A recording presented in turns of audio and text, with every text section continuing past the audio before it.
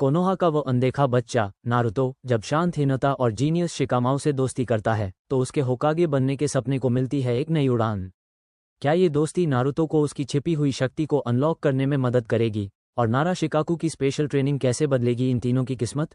देखिए इस रोमांचक फिक्शन की शुरुआत जिसका टाइटल है neglected Naruto unlock his true potential part 8 सिर्फ आपके अपने चैनल नारुतो हिंदी वर्स पर। यहाँ बहुत सारे लोग हैं, हिनाटा ने अपनी टीम से धीरे से कहा। टीम 3 के सदस्य परीक्षा कक्ष में दाखिल हुए और वहां सैकड़ों जैनिनों को देखकर उनका स्वागत हुआ। ये जैनिन अलग अलग गांवों, उम्र और रूप रंग के थे।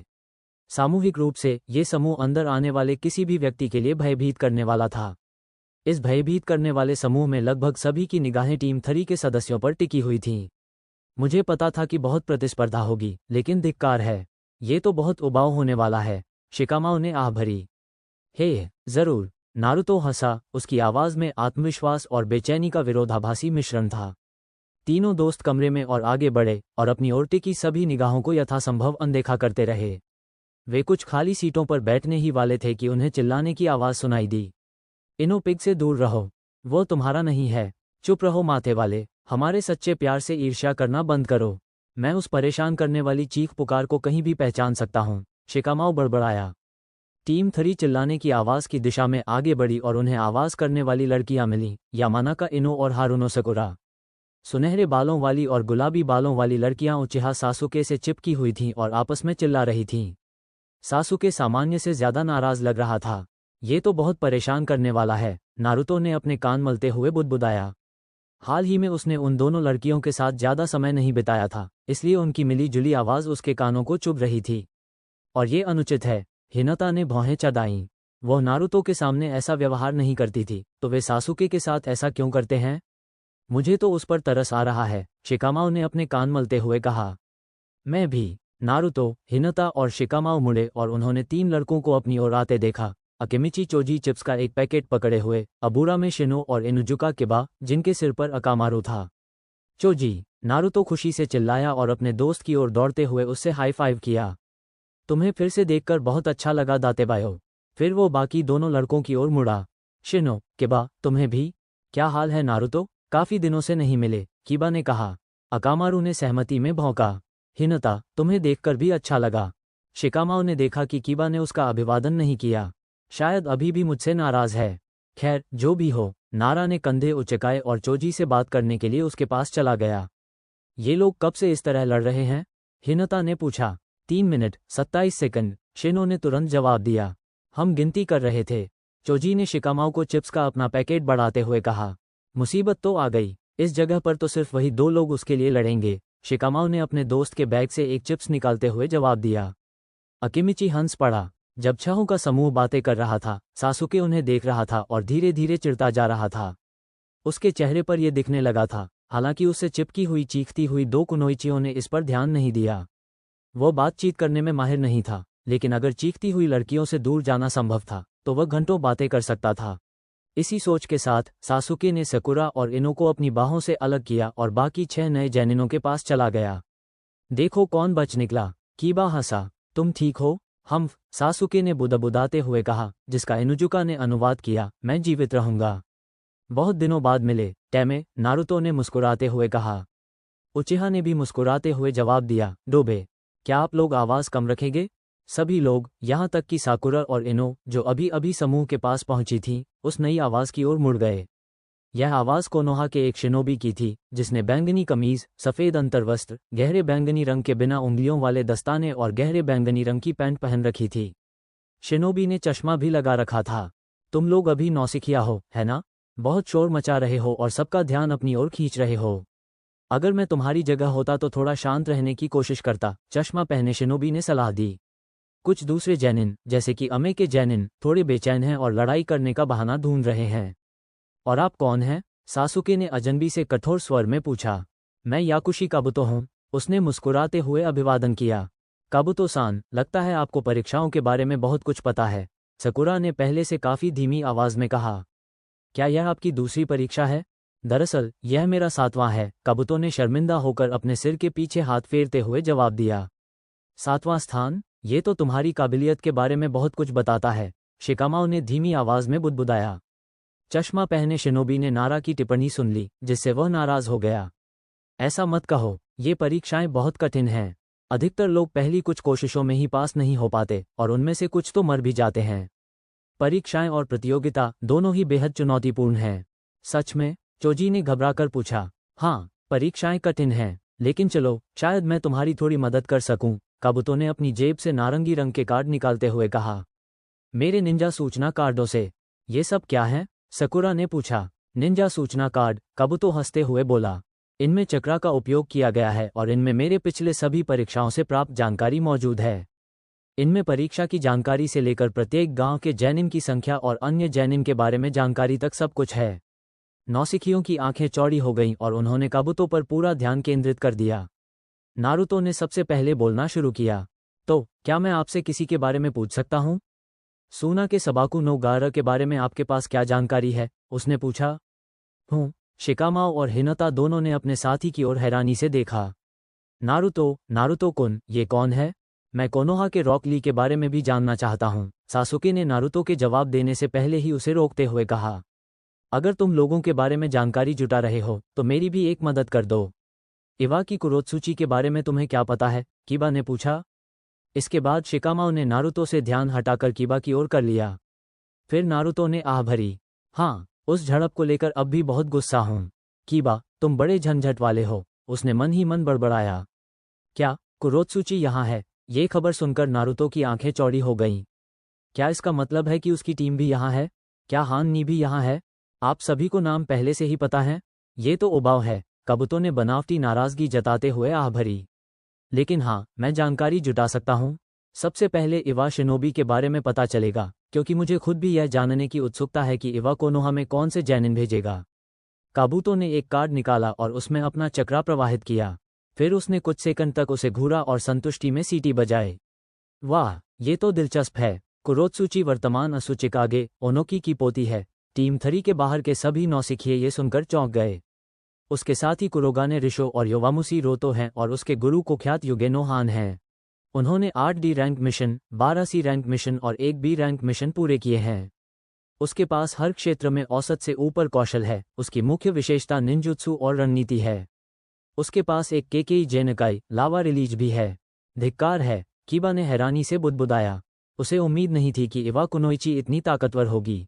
चोजी, सकुरा और इन्होंने किबा के विचारों से सहमति जताए। वह कड़ी टक्कर देगी, यकीनन। उससे लड़ना मेरे लिए खुद को परखने का एक अच्छा मौका होगा, सासुके ने मुस्कुराते हुए कहा।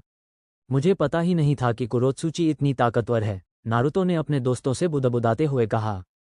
हाँ, ये बात समझ में आती है, हिनता ने भी उतनी ही प्रभावित होकर जवाब दिया। शिकामाओ ने सहमति में केवल सिर हिलाया। जानकारी में कुछ ऐसा था जो उसे परेशान कर रहा था, लेकिन ये कुरोत्सुची के कौशल से संबंधित नहीं था। इसका संबंध जानकारी के स्रोत और उसे प्राप्त करने के तरीके से अधिक था। उस चश्मे वाले कोनोहा वाले को ये सब कैसे पता है? कुरोत्सुची ने धीमी आवाज में कहा। हान की जैनिन टीम नौसिखियों और काबुतो के बीच हो रही बातचीत को छुपकर सुन रही थी। कमरे में मौजूद लगभग हर शिनोबी सुन रहा था। हालांकि जैसे ही काबुतो ने अपनी जानकारी का जिक्र किया, सबकी निगाहें उन पर टिक गईं। कुछ शिनोबी उनकी तरफ घूर रहे थे, कुछ उन्हें परख रहे थे। टीम पर अब ज्यादा ध्यान दिया जा रहा था, जो वे नहीं चाहते थे। अगर उसके पास तुम्हारे बारे में इतनी सारी जानकारी है, तो शायद उसके पास हम सबके बारे में भी इतनी ही जानकारी होगी, रोटो ने घबराते हुए थोड़ा कांपते हुए जवाब दिया। ये कुछ अजीब और डरावना है। उसे ये सब कैसे पता चला? मैंने उसे पहले कभी देखा भी नहीं। क्या वो कोई पीछा करने वाला है? ओह, मुझे यकीन है कि मुझे उसका सिर काटने में बहुत मजा आएगा। रिशो गुर्राया और सहज ही अपनी तलवार की ओर हाथ बढ़ाया। रिशो, कुरोत्सुची फुफकार उठी। उसने और रोटो ने अपने साथी को घूर कर देखा। अभी हमें मुसीबत में मत डालो। कुरोगा ने बड़बड़ाया। मैं ऐसा करने वाला नहीं था, लेकिन आप सबको मानना पड़ेगा कि उसमें कुछ गड़बड़ है। वो सिर्फ नौसिखियों की मदद करने वाला कोई अच्छा अनुभवी योद्धा नहीं है। उसे ऐसी बातें पता हैं जो उसे नहीं पता होनी चाहिए। वो जैसा दिखता है उससे कहीं ज्यादा रहस्यमय है और मुझे ये पसंद नहीं है। रोटो और कुरोत्सुची ने सहमति में केवल सिर हिलाया। और बस यही है, काबुतो ने एक और कार्ड रखते हुए कहा। नौसिखिए सैनिक हैरानी भरी निगाहों से उस अनुभवी कोनोहा शिनोबी को घूर रहे थे। उन्होंने अभी अभी बाकी 2 निंजाओं के बारे में बताया था। रॉक ली ने उन्हें कुछ हद तक प्रभावित किया, लेकिन सबाकू नो गारा का उन पर बिल्कुल उल्टा असर हुआ। सूना के इस जेनिन को अब तक अपने पूरे करियर में, यहाँ तक कि बी रैंक मिशन के दौरान भी, कोई चोट नहीं आई थी। ये जानकर सभी 9 नौसिखिए दंग रह गए। ये कैसे संभव है? ये ठीक नहीं है, नारुतो ने मन ही मन सोचा। गारा ने पहले अपने रवैये और जानलेवा इरादे से उसे डरा दिया था, लेकिन अब वो लड़का सचमुच भयानक लग रहा था। अगर मेरा उससे सामना हुआ तो शायद मुझे लोमड़ी की शक्ति का इस्तेमाल करना ही पड़ेगा। काश मैं उसके चक्र का और अधिक उपयोग कर पाता। नारुतो ने चल रही बातचीत पर मुश्किल से ही ध्यान दिया। उसने काबुतो को परीक्षा के नियमों और गांव के बारे में बात करते सुना। उसने ओटोकुरे के आकार के बारे में एक हल्की सी टिप्पणी भी सुनी, जो एक नया बना गुप्त गांव था जिसने परीक्षा में केवल एक जेनिन टीम भेजी थी। तभी नारुतो का ध्यान पूरी तरह से भटक गया। उसकी नज़र किसी ऐसी चीज पर पड़ी जिसने उसका ध्यान भंग कर दिया। ओटो जेनिन जेनिनों की भीड़ में से उनकी ओर आ रहे थे और वे हमला करने के लिए तैयार दिख रहे थे। अरे काबुतो, सावधान रहो, उसने पुकारा।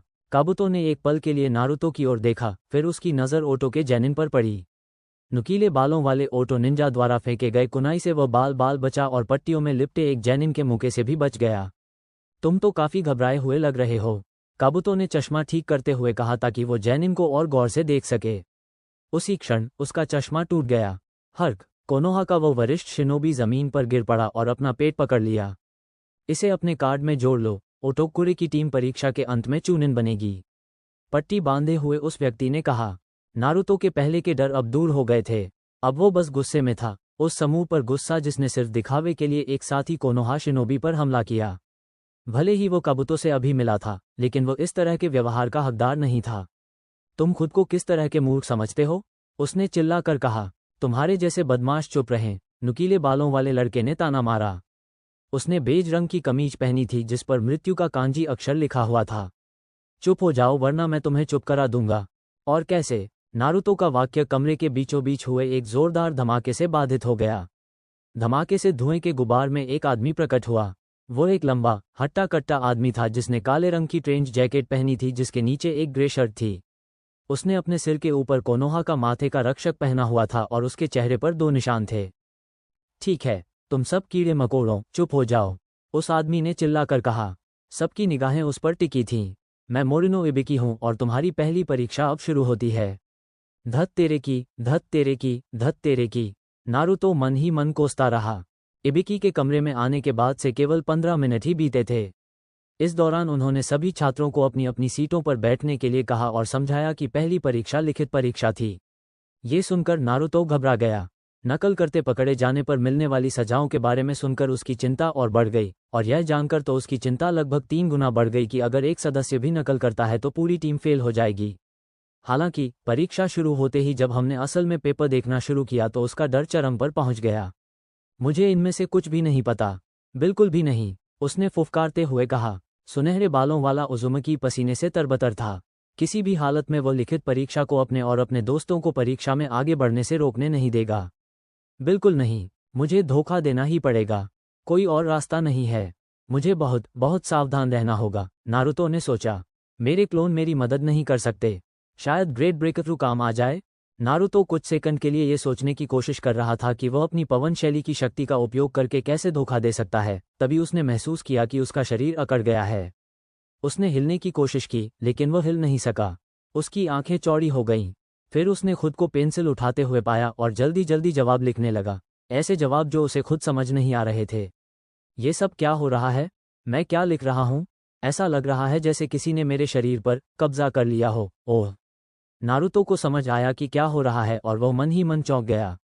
फिर उसके चेहरे पर एक मुस्कान आ गई।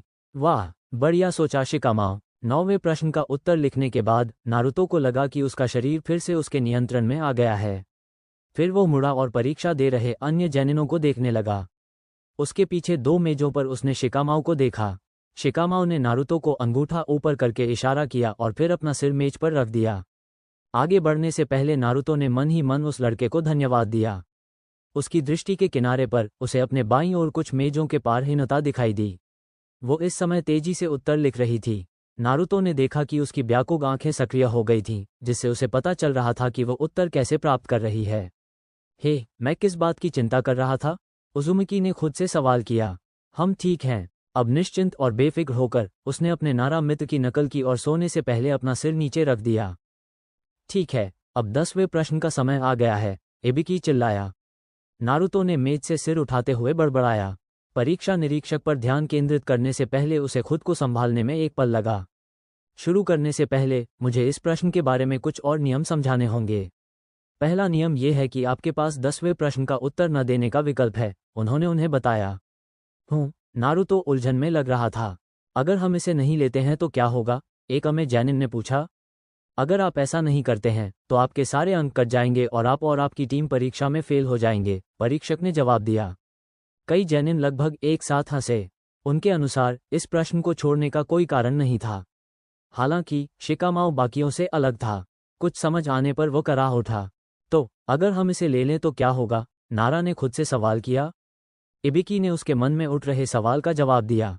अगर तुम इस सवाल को हल करने का फैसला करते हो और गलत जवाब देते हो तो तुम फिर कभी किसी भी गांव में चूनिन परीक्षा में शामिल नहीं हो पाओगे।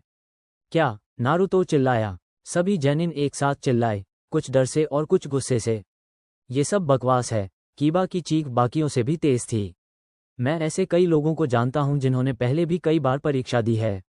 उनमें से कुछ तो अभी यहीं मौजूद हैं। आप हम में से किसी के साथ ऐसा नहीं कर सकते।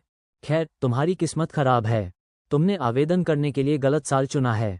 इस साल के नियम मैंने बनाए हैं और मेरे नियम ही मान्य रहेंगे, इबिकी ने दृढ़ता से कहा। अब चुप हो जाओ। जैनिन थोड़ा शांत हुए, जिससे इबिकी के चेहरे पर एक क्रूर मुस्कान आ गई। मैंने तुम सबको विकल्प दे दिए हैं। अगर तुम छोड़ना चाहते हो तो हाथ उठाओ। हम तुम्हारी टीम का नंबर कंफर्म कर लेंगे और तुम और तुम्हारी टीम कमरे और परीक्षा से बाहर चले जाओगे। अब कौन छोड़ना चाहता है? कोनोहा के एक जैनिन ने तुरंत हाथ उठाया। उसे और उसकी टीम को परीक्षा कक्ष से बाहर ले जाया गया। अन्य जैनिन भी उनके पीछे पीछे चले गए। एक के बाद एक टीमें परीक्षा कक्ष से बाहर जाने लगीं। नारुतो ने झुंझलाहट के साथ ये सब देखा। उसे अपनी जबान पर लगाम लगानी पड़ी और परीक्षा निरीक्षक के नियमों पर भड़कने से खुद को रोकना पड़ा। कुछ महीने पहले शायद वह चिल्लाने लगता, लेकिन अब अपने दोस्तों और गुरु द्वारा सिखाई गई थोड़ी और समझदारी के कारण वह चुपचाप बैठा रहा और मन ही मन गुस्सा करता रहा। 1 मिनट बीत गया और कमरे से कई टीमें गायब हो गईं। इबिकी ने देखा कि कमरे में मौजूद जैनिन परीक्षा पर ध्यान केंद्रित कर रहे थे। फिर भी उनकी संख्या कुछ ज्यादा ही थी। बस इतना ही। अगर तुम इस सवाल का जवाब नहीं दे पाए तो तुम जैनिन से आगे बढ़ने का मौका खो दोगे, इबिकी ने सबको याद दिलाया। कोई नहीं हिला। सभी उत्सुकता से परीक्षक की ओर देख रहे थे। नारुतो भी झुंझलाहट से देख रहा था। इबिकी ने मन ही मन हिसाब लगाया। 24 टीमें, मेरी उम्मीद से कहीं ज्यादा। लेकिन उनमें हिम्मत तो है। ये साल वाकई आशाजनक लग रहा है। ये सोचकर उसके चेहरे पर एक हल्की सी मुस्कान आ गई। आप सभी ने रुकने का फैसला किया है? बहुत बढ़िया। तो फिर मैं आप सभी को पहली परीक्षा उत्तीर्ण करने पर बधाई देता हूँ, इबिकी ने समूह से कहा। कमरा एकदम शांत था। फिर रोटो ने उलझन में पूछा। 10वें प्रश्न का क्या? 10वां सवाल था ही नहीं। सवाल ये था कि क्या आप अपने करियर को दांव पर लगाकर उसका जवाब देने का फैसला करेंगे, इबिकी ने जवाब दिया। तो तुम हमें सिर्फ इसलिए पीछे छोड़ गए क्योंकि हम सबने जोखिम उठाने का फैसला किया था? तेमारी ने खुद उलझन में पड़कर पूछा। बिल्कुल सही। निंजा की दुनिया जोखिमों से भरी है। भविष्य में चूनिन के रूप में आपको ऐसी मिशन सौंपी जाएंगी जिनके बारे में स्थिति की बहुत कम जानकारी होगी। क्या आप खुद को जोखिम में डालकर मिशन स्वीकार करेंगे या आप सुरक्षित रास्ता अपनाएंगे और अपने साथियों को जान जोखिम में डालने देते हुए आसान और सुरक्षित मिशन लेंगे? जो कोई भी जोखिम नहीं उठाएगा और जो कोई भी 10वें प्रश्न का उत्तर नहीं देगा, उसे खुद को चूनिन कहने का कोई अधिकार नहीं है, उसने स्पष्ट शब्दों में उत्तर दिया। तो परीक्षा का यही उद्देश्य था? फिर आपने पहले 9 प्रश्नों से हमारा समय क्यों बर्बाद किया? कीबा ने झुंझलाहट से पूछा। मैंने तुम्हारा समय बर्बाद नहीं किया, इबिकी ने गुस्से से घूरा, जिससे कीबा और उसका कुत्ता कांप उठे। उन सवालों के 2 मकसद थे, कमजोर दिमाग वाले शिनोबी को छांटना और जानकारी इकट्ठा करने में तुम्हारी काबिलियत को परखना। सवाल इस तरह से बनाए गए थे कि कोई भी साधारण जैनिन उनका जवाब खुद से नहीं दे सकता था।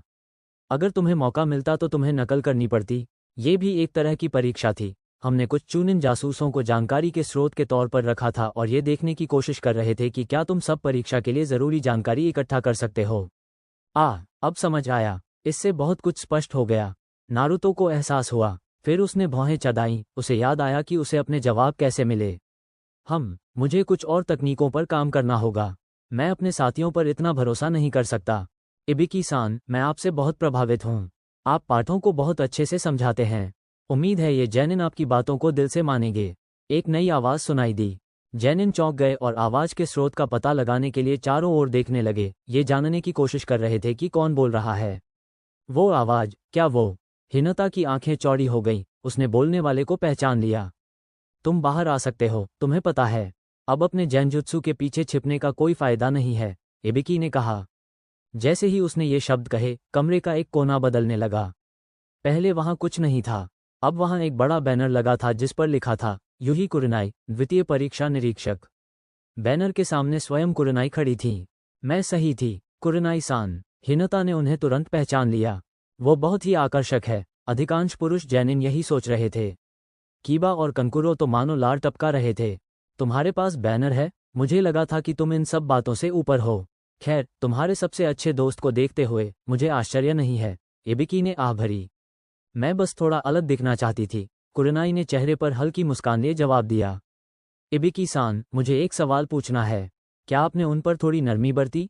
क्योंकि मुझे सच में कम जैनिन की उम्मीद थी। नहीं, आपने मुझे काम पर देखा था। पहले परीक्षा निरीक्षक के चेहरे पर हल्की मुस्कान थी। इस साल हमारे पास अच्छे उम्मीदवार आए हैं। हम। दूसरे परीक्षा निरीक्षक ने उन्हें ध्यान से देखा। देखते हैं, मैं आपकी बात मान लेता हूं, लेकिन मेरी परीक्षा के बाद संख्या आधी हो जाएगी। जैनिनों की पीठ में सिहरन दौड़ गई। आधा? हिनाता ने इस शब्द को दोहराया। ये परीक्षा हर पल और भी कठिन होती जा रही है, शिकामाऊ करा उठा। अच्छा, तो चलिए मैं आप सभी से अपना परिचय कराती हूँ। मैं यूही कुरनाई हूँ, दूसरी परीक्षा की निरीक्षक। कुरनाई ने अपने बैनर की ओर इशारा करते हुए अपना परिचय दिया। दूसरी परीक्षा लगभग 2 घंटे में शुरू होगी। कृपया प्रशिक्षण मैदान 44 पर मुझसे मिलें। जो भी देर से आएगा उसे अयोग्य घोषित कर दिया जाएगा। इन शब्दों के साथ कुरनाई और उसका झंडा धुएं के एक झटके में गायब हो गए और जैनिन को उनके हाल पर छोड़ दिया। उन्होंने पहली परीक्षा पास कर ली थी, लेकिन अभी उनका सफर खत्म नहीं हुआ था।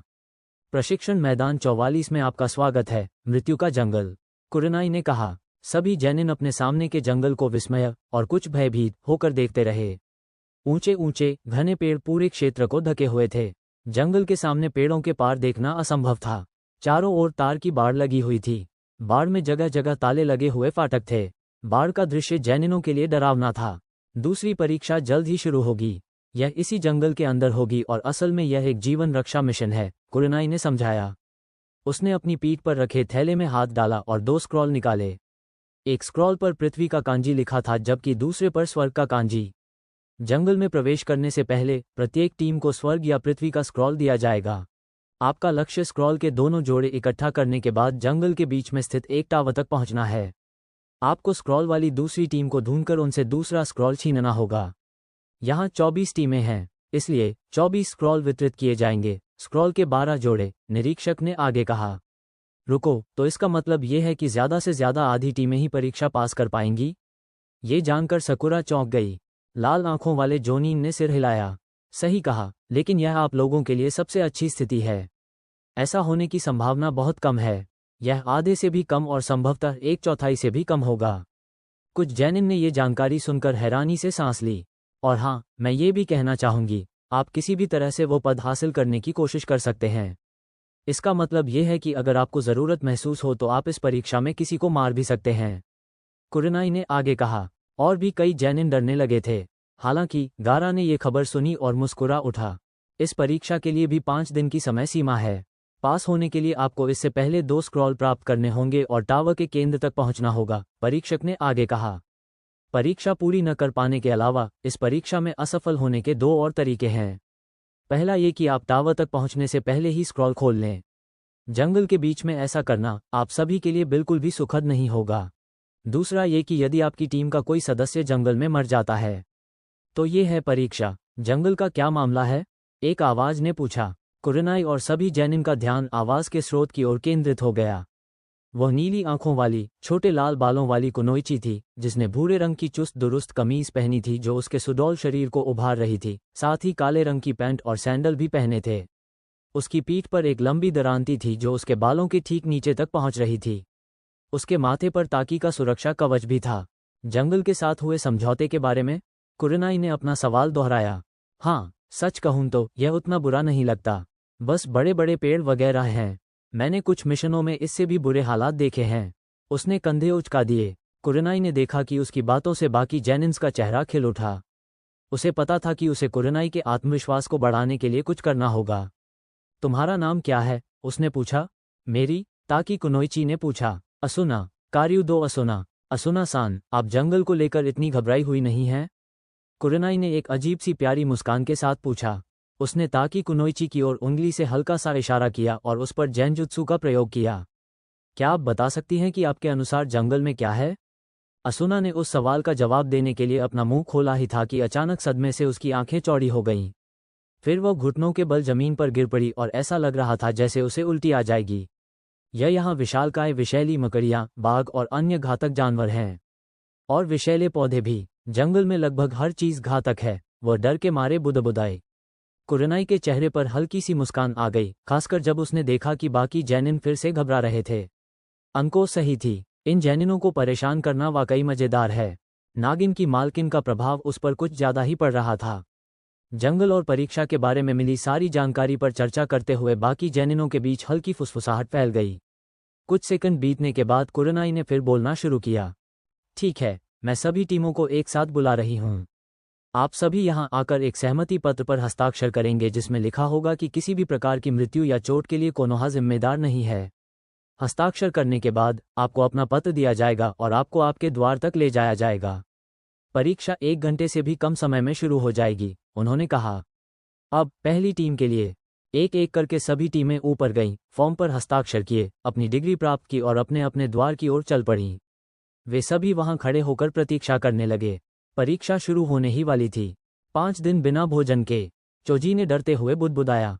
चुप रहो, इनो गुस्से से बोली। क्या तुम सिर्फ खाने के बारे में ही सोचते हो? चोजी-सान, आपको खाने की चिंता करने की जरूरत नहीं है। क्यों पूछ रहे हो? क्योंकि जंगल में खाने के लिए बहुत सारे जानवर और पौधे होंगे। हम भूखे नहीं मरेंगे, शिनो ने कहा। मफ, अकिमिची ने भौहें चढ़ाईं। मुझे पता है, मुझे पता है। तो उदास होना बंद करो और हमें ये सोचने में मदद करो कि हमें एक और स्क्रॉल कैसे मिलेगा। इन्होंने कहा, हमारे लिए जाल बिछाना बुद्धिमानी होगी। मुझे लगता है कि मैं जंगल में एक जाल बिछा सकता हूँ, क्योंकि मैं इस जंगल में रहने वाली कई कीट प्रजातियों से परिचित हूँ और उनके साथ काम कर सकता हूँ। शिनो ने अपनी राय दी। अगर तुम ऐसा कहती हो तो ठीक है, इनो कांप उठी। महीनों काम करने के बाद भी उसे अपने कीड़े मकोड़ों का इस्तेमाल करने वाले साथी से परेशानी होती थी। ठीक है दोस्तों, मुझे नेतृत्व करने दो। यह मेरी खासियत है, कीबा ने अपने साथियों को बताया। अकामारू ने सहमति में भौंका। मुझे इसमें कोई आपत्ति नहीं है। तुम अपनी सूझबूझ का इस्तेमाल करो और हमें दूसरी टीम तक ले जाओ। फिर हम उन पर घात लगाकर हमला करेंगे और उनका स्क्रॉल छीन लेंगे। सासुके मुस्कुराया। यह एक सरल योजना है, लेकिन ये काम करेगी। ठीक है, सकुरा ने सहमति जताई। उसे इसमें तर्क समझ में आया और वह इससे सहमत थी। वो ये भी जानती थी कि कीबा कमजोर नहीं था। वेव मिशन के बाद हम कुछ भी संभाल सकते हैं। ये परीक्षा तो बहुत आसान होगी। इनुजुका ने आत्मविश्वास से मुस्कुराते हुए कहा। मेरे रास्ते से हट जाओ, मैं इस परीक्षा को संभाल लूंगा, गारा ने अपने साथियों को आदेश दिया। जी हाँ, बिल्कुल गारा, कंकुरो ने घबराते हुए जवाब दिया। तेमारी ने कुछ नहीं कहा। उसने बस झुंझलाहट और ऊब में आह भरी। उसके लिए कुछ भी करने का कोई कारण नहीं था। गारा इस जंगल के हर जैनिन को हरा सकता था। यह उसके लिए बहुत आसान और उबाऊ था। उस बेवकूफ चश्मे वाले की वजह से मुझे लगता है कि हम पहले से ही काफी निशाने पर हैं, रिशो बड़बड़ाया। सच कहूं तो किसी का पीछा करने की कोई जरूरत नहीं है। वे हमें पहले ही ढूंढ लेंगे। हाँ, मुझे पता है। बहुत बुरा हुआ, क्योंकि मैं अपनी छुपकर चलने की क्षमता को परखने के लिए उत्सुक था, रोटो ने आह भरी। खैर, कोई बात नहीं। वैसे भी लंबे समय में इससे कोई खास फर्क नहीं पड़ता। हम किसी से भी मुकाबला कर सकते हैं। बिल्कुल, कुरोत्सुची ने सहमति में सिर हिलाया। उसके चेहरे पर मुस्कान थी। मैं बहुत उत्साहित हूँ। चलो शुरू करते हैं। अब एक्शन शुरू हो। हमें सावधान रहना होगा। हमें हर पल एक दूसरे का ध्यान रखना होगा, हिनता ने फ्राउनिंग हुए कहा। नारुतो ने सिर हिलाया। अंदर पहुंचने पर मैं कुछ क्लोन बनाऊंगा और उनसे आसपास के इलाके की छानबीन करवाऊंगा। वे हमें दूसरी टीमों, खतरनाक जानवरों और ऐसी ही चीजों के बारे में सतर्क रखेंगे। नारुतो, ये बुरा विचार नहीं है, शिकामाओ ने सहमति जताते हुए कहा। इससे हमें अपने आसपास की स्थिति का बेहतर अंदाजा लगेगा और घात लगाकर हमला होने से बचने में मदद मिलेगी। अरे हाँ, शायद वे किसी और पर घात लगाकर हमला करने में हमारी मदद भी कर दें। मैं ब्याकुक को भी सक्रिय कर लूंगी, हिनता ने आगे कहा। ठीक है, कोई भी हम पर चुपके से हमला नहीं कर पाएगा, दातेबायो। नारुतो मुस्कुराया। मैं ये भी देखूंगा कि क्या मैं कुछ नकली पांडुलिपियां बना सकता हूँ, नारा ने उनकी मिट्टी की पांडुलिपि को घूरते हुए कहा। शायद कुछ ऐसी पांडुलिपियां जिनमें विस्फोटक टैग लगे हों? आप जो भी कर सकें बहुत अच्छा होगा, गोरी लड़की ने सहमति जताई। टीम 3 ने अपनी चर्चा जारी रखी और परीक्षा के लिए अपनी योजनाएं तैयार की। बाकी टीमें अपने साथियों के साथ इस बात पर चर्चा करती रहीं कि वे विरोधी टीम का स्क्रॉल कैसे हासिल करेंगी। केवल एक टीम अपवाद थी, कुसागाकुरे की टीम। उस टीम की कुनोइची उत्सुकता भरी निगाहों से जंगल की ओर देख रही थी। परीक्षा के बारे में उसके मन में कोई विचार नहीं था। सबसे पहले तो सासुके और उसकी टीम को ढूंढो और उन्हें मेरी मुहर दे दो। उसे और उसकी आंखों को मेरे करीब लाओ। वो मन ही मन हंस पड़ी। उसके बाद मैं शायद अनको चांद से मिलने जाऊं और देखूं कि उन्होंने किस तरह की टीम तैयार की है। मुझे यकीन है कि वे कम से कम मनोरंजक तो होंगे ही। हे, आज का दिन कितना व्यस्त था, वो मन ही मन हंसती रही। अब समय आ गया है।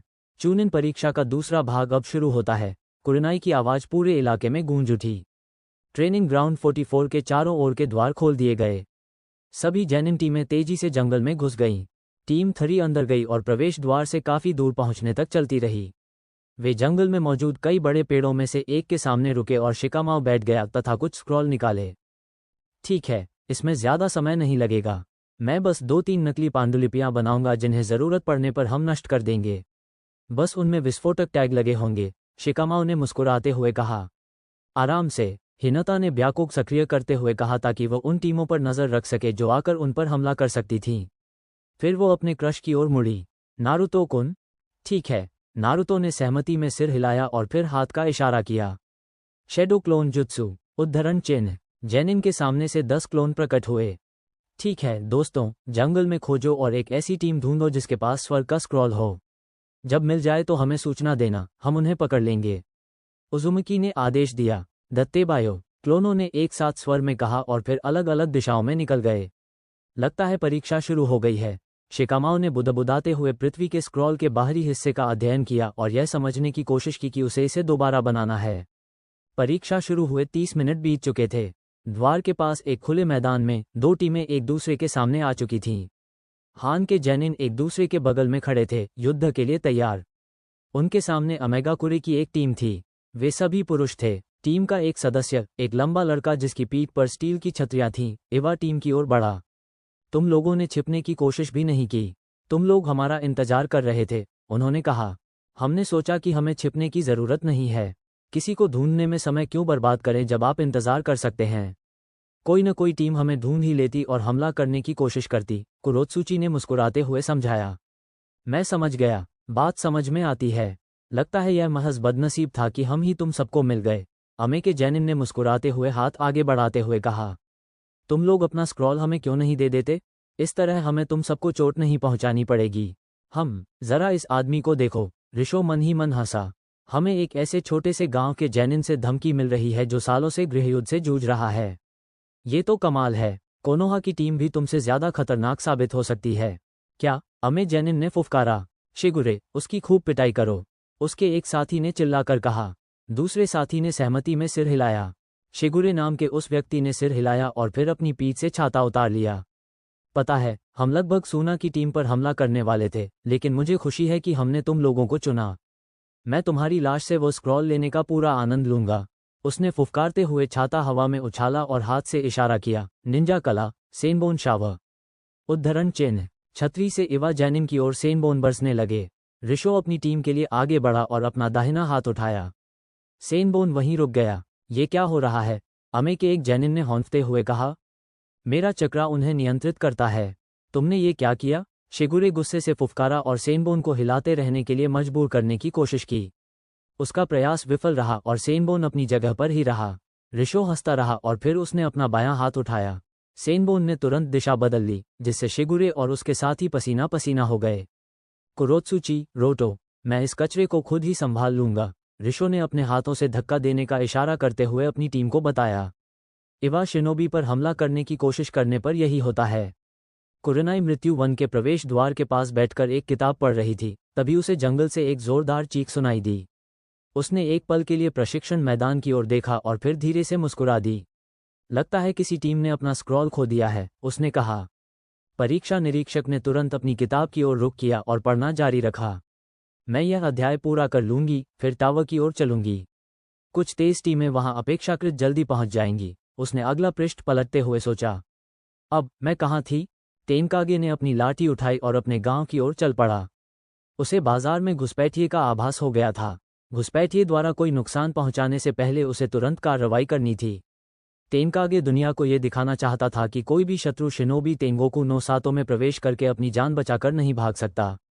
वह पहुंचा। कुरनाई-सान, एक आवाज ने पुकारा। कुरनाई ने आह भरी और अपनी किताब एक तरफ रख दी। फिर उसने उस चूनिन की ओर देखा जिसने उसे बुलाया था।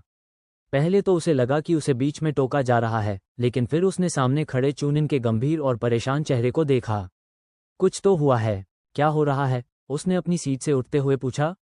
हमारे सामने एक समस्या है, तुम्हें ये देखना होगा। चूनिन ने उसे ये बताया और भाग गई। कुरनाई उसके पीछे पीछे चल पड़ी। टीम 7 ने मृत्यु के जंगल में तेजी से आगे बढ़ना शुरू किया। कीबा और अकामारू टीम का नेतृत्व कर रहे थे। इनुजुका और उसका कुत्ता चुप थे। वे परीक्षा की शुरुआत से ही एकाग्रचित थे। लेकिन अंततः कीबा ने बोलना शुरू किया। ठीक है दोस्तों, मुझे कोई मिल गया, उसने उत्साह से कहा। बस हमारे पूर्व की ओर थोड़ी दूर पर। शाबाब, बहुत बढ़िया, सकुरा ने खुशी से कहा। तुम्हारे कारण परीक्षा का ये हिस्सा तो बहुत आसान हो जाएगा। रास्ता दिखाओ कुत्ते के बच्चे, सासुके ने कहा। देखते रहो तुम इसे संभाल पाते हो या नहीं, बेवकूफ। कीबा ने धीरे से बुदबुदाया। मुझे नफरत है जब वो मुझे इस नाम से बुलाता है। टीम गंध की दिशा में बढ़ने लगी तभी कीबा रुक गया। उसे एक और गंध महसूस हुई। उसके चेहरे पर शिकन आ गई। मुझे सांप की गंध आ रही है, उसने खुद से बुदबुदाया। फिर उसकी आंखें चौड़ी हो गईं। ओह, गंध बहुत तेज हो रही है। इनुजुका अपनी बात पूरी भी नहीं कर पाया था कि एक विशालकाय सांप उनकी ओर झपट पड़ा। उसने कई पेड़ों को नष्ट कर दिया और तीनों जेनिन को पीछे धकेल दिया।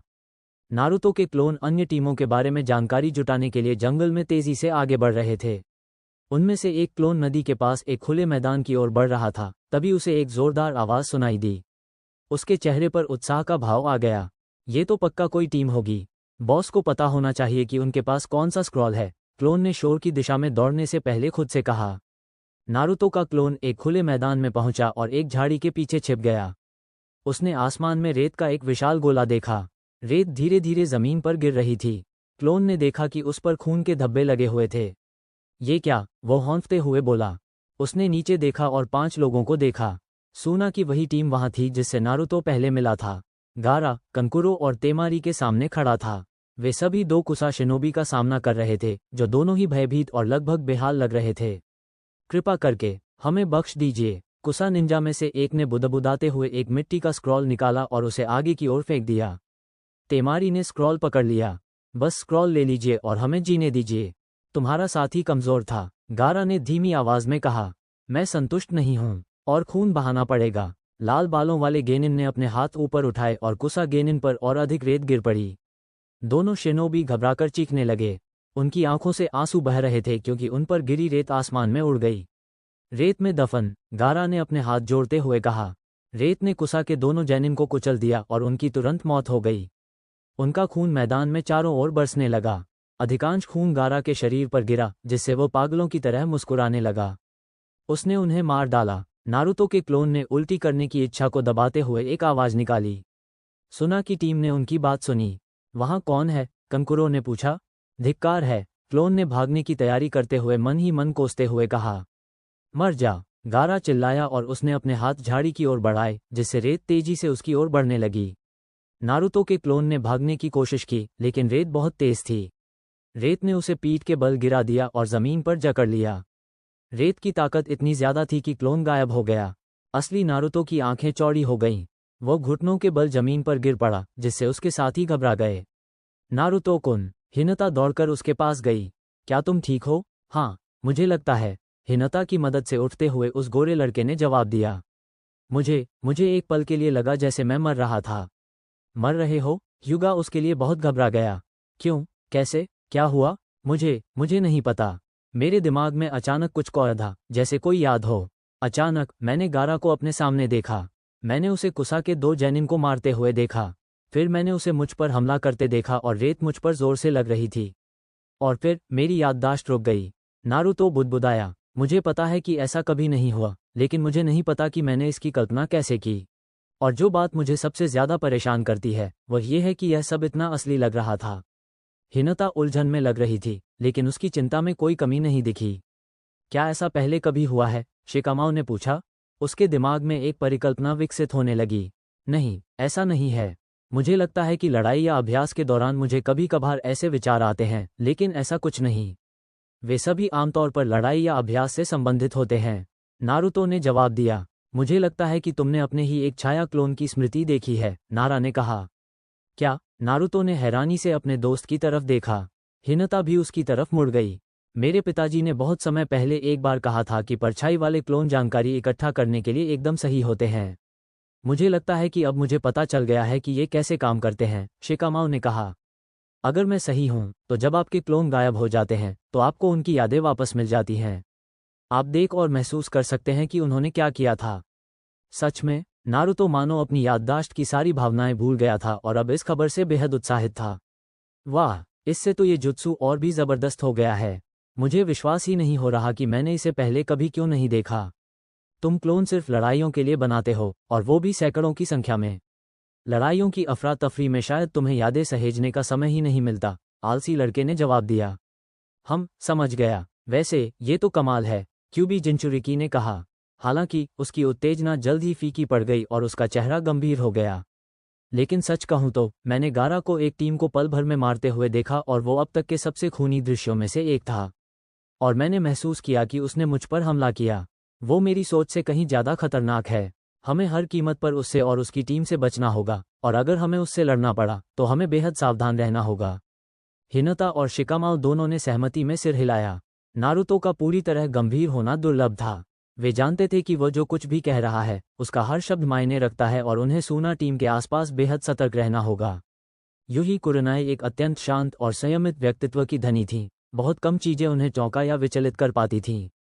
कुसागाकुरे के 3 शिनोबी के शवों को देखना ही उन्हें चौंकाने के लिए काफी था। इन शवों की हालत देखकर वे बुरी तरह विचलित हो गईं। उनके चेहरों को क्या हुआ? उसने पूछा। हमें नहीं पता, हम अभी भी इसका पता लगाने की कोशिश कर रहे हैं, चूनिन ने भौहें चढ़ाते हुए जवाब दिया। कुरनाई ने भी माथे पर शिकन डाली। उसने कुसा शिनोबी के प्रोफाइल देखे। उसे वे याद आ गए। उसे याद आया कि दूसरी परीक्षा शुरू होने से पहले उसने इस टीम को एक अर्थ स्क्रॉल दिया था। अगर वे मर चुके थे तो उसने स्क्रॉल किसे दिया था? जंगल में कौन था? उसके मन में एक विचार आया। वो तुरंत चूनिन की ओर मुड़ी। होकागे को इसकी सूचना दो और अंबू की सहायता का अनुरोध करो। मेरा मानना है कि उनका हत्यारा जंगल में है और मैं उसका पीछा करने जा रही हूं, कुरनाई ने आदेश दिया। जी मैडम, चूनिन ने सिर हिलाया और फिर शुनशिन की मुद्रा में गायब हो गया। कुरनाई जंगल में दौड़ पड़ी और हत्यारे को खोजने के लिए अपनी खोज शुरू कर दी। एक पीला चेहराली आदमी पेड़ की डाल पर खड़ा होकर टीम 7 को घूर रहा था। कीबा बेहोश पड़ा था। अकामारू अपने साथी की हर संभव मदद करने की कोशिश कर रहा था। सासुके दर्द से चीख रहा था और अपनी गर्दन पकड़े हुए था। सकुरा उचिहा को कई अलग अलग भावनाओं से देख रही थी, डर, दुख, पीड़ा, क्रोध। तुमने सासुके के साथ क्या किया? उसने उस आदमी से पूछा। मैंने सासुके कुन को एक छोटा सा तोहफा दिया है। मुझे यकीन है कि उसे ये पसंद आएगा, उस आदमी ने हंसते हुए कहा। उसकी आवाज़ सुनकर सकुरा की रीढ़ में सिहरन दौड़ गई। मेरा नाम ओरोचिमारू है। सासुके कुन ने मेरी शक्ति का थोड़ा सा अनुभव कर लिया है और जल्द ही वो और अधिक शक्ति पाने के लिए मेरे पास आएगा। ये शब्द कहकर ओरोचिमारू भाग गया और सकुरा और अकामारू को 2 बेहोश जैनिन के साथ अकेला छोड़ दिया। उनका हमलावर अब चेहरे पर मुस्कान लिए जंगल में तेजी से आगे बढ़ रहा था। सासुके कुन बहुत प्रभावशाली था और समय के साथ वो और भी मजबूत होता जाएगा। वो एक आदर्श मेजबान बनेगा, ओरोचिमारू ने कहा। अब मेरे पास कुछ खाली समय है, इससे पहले कि मेरी उपस्थिति का पता चले। लगता है कि मुझे आखिरकार अनको चान के नन्हे मुन्ने बच्चों से मिलने का समय मिल ही जाएगा। वो व्यक्ति जंगल में तेजी से आगे बढ़ता रहा। चलते चलते वह अपने अंगूठे को चबाता रहा और हाथों से इशारे करता रहा। ठीक है, मेरा काम हो गया, शिकामाओ ने आह भरते हुए कहा। इसमें मेरी उम्मीद से कहीं ज्यादा समय लग गया। नारुतो और हिनता अपने दोस्त के पास गए और उसका काम देखा। नारा ने 3 और स्क्रॉल बनाए थे जो उनके असली स्क्रॉल जैसे दिखते थे, लेकिन इन नकली स्क्रॉलों के अंदर विस्फोटक टैग लगे हुए थे। कुल मिलाकर अब उनके पास 4 स्क्रॉल थे, एक असली और 3 जिन्हें वे जरूरत पड़ने पर नष्ट कर सकते थे। शाबाश शिकामाओ। हे, उम्मीद है कि हमें इनका इस्तेमाल करने की जरूरत नहीं पड़ेगी, लेकिन फिर भी इन्हें पास रखना अच्छा है, नारुतो ने उत्साह से कहा।